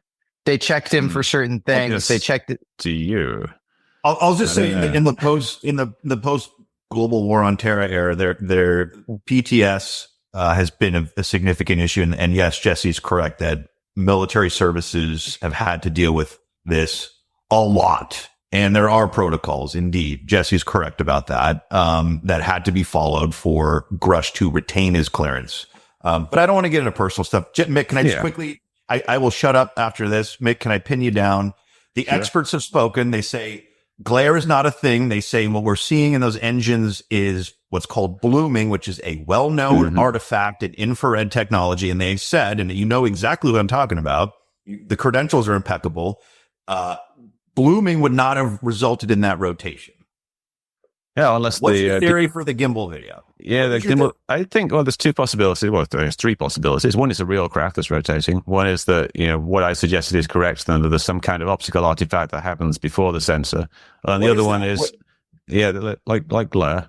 And the other one, I know. You said you shut up, Merrick. Then the third one is that the derotation happens after the sensor, like it's a digital derotation, which is something that's in the patent. So I don't know which one of those it is. I do know that it looks like it's an optical artifact that's rotating because of derotation, because of all the various observables that I list in my video. And one of the experts says that he thought I was right, but for the wrong reason. Another one said that it looked like an SR-71. Well, they both said that, actually. So, I think perhaps we need to talk to these experts in a bit more detail, drill down into this. And for the record, the one who said you were right, he actually did not say that. Let's be clear. And I'll put out those emails happily after this, and we can have that discussion. That is, that's not true. He said, I think Mick is right, but for the wrong reason. I don't think that's correct. And I put that out there. Sure. Well, I'll check. Yeah, I could be wrong too, but that's how I recall it. Please do, because everything he described was an internal thing. It's not on the glass. Anyway, bottom line is the experts have basically ruled out theory. AARO is not. AARO is not. Has spoken. Yeah. The patent doesn't say anything. Those experts did not give a definite answer. They gave an opinion based on limited data. The one, one of the government's I read the email to you. Explicitly ruled it out. He explicitly said this was an initial impression based on limited data. Yep. And that it was not intended to be something. It wasn't even something he wanted to share. He didn't want his emails to be shared. And he didn't come to an actual conclusion. I did it anonymously because I think it's important to hear those voices. Anyway, well, he didn't want to share it anyway. Did you get permission from him to share those emails? I did not. I put it out anonymously. I anonymized it because I think it's important for people to see what the world's leading experts say about this footage. I asked him for permission because I wanted to share it myself, and he said no. And the other one didn't reply. Sorry to hear that. Does it bother you that AARO does not endorse your theory? No, I don't think they've got round to it yet. It's the most recognizable UFO footage of all time. No, they did Aguadilla, which is one that existed before that. So I think the fraction of people who see I don't know. You see Aguadilla come up all the time. It's a very famous UFO video, and they you agree with them on that one. I do actually. I do. I know you've talked to Kirkpatrick and he told you some ridiculous interpretation off the top of his head, and then other people have said things. He said it twice, the same thing twice. So, and it's disappointing that we're not getting more information from AARO, but we haven't got the official word yet from them. Maybe we can leave it at, let's hope Kozlowski is true to his word and he can, whatever bureaucratic classification issues he has to overcome to get the really anomalous stuff that he said he is stumped by, the true anomalies. Maybe we can leave it here. Let's hope. That'd be great. Let's get that stuff out there. And in the meantime, let's figure this out. Why doesn't someone leak something that's really good? Why are we getting these crappy egg videos and these bouncy objects? Leak the 4K stuff, please. Well, I think we can let's end on that note of, collegiality between us. We would all like to see better footage. Indeed. No matter what our takes are on the existing record and what we currently have. So, Mick, Merrick, appreciate you guys. We're going to put this out pretty soon and just tag it on to our finished video. So Sounds good. Yeah, cool. Thanks again, guys. Appreciate it. All right. Thank you. All right. Take care. Later. Good night. Bye.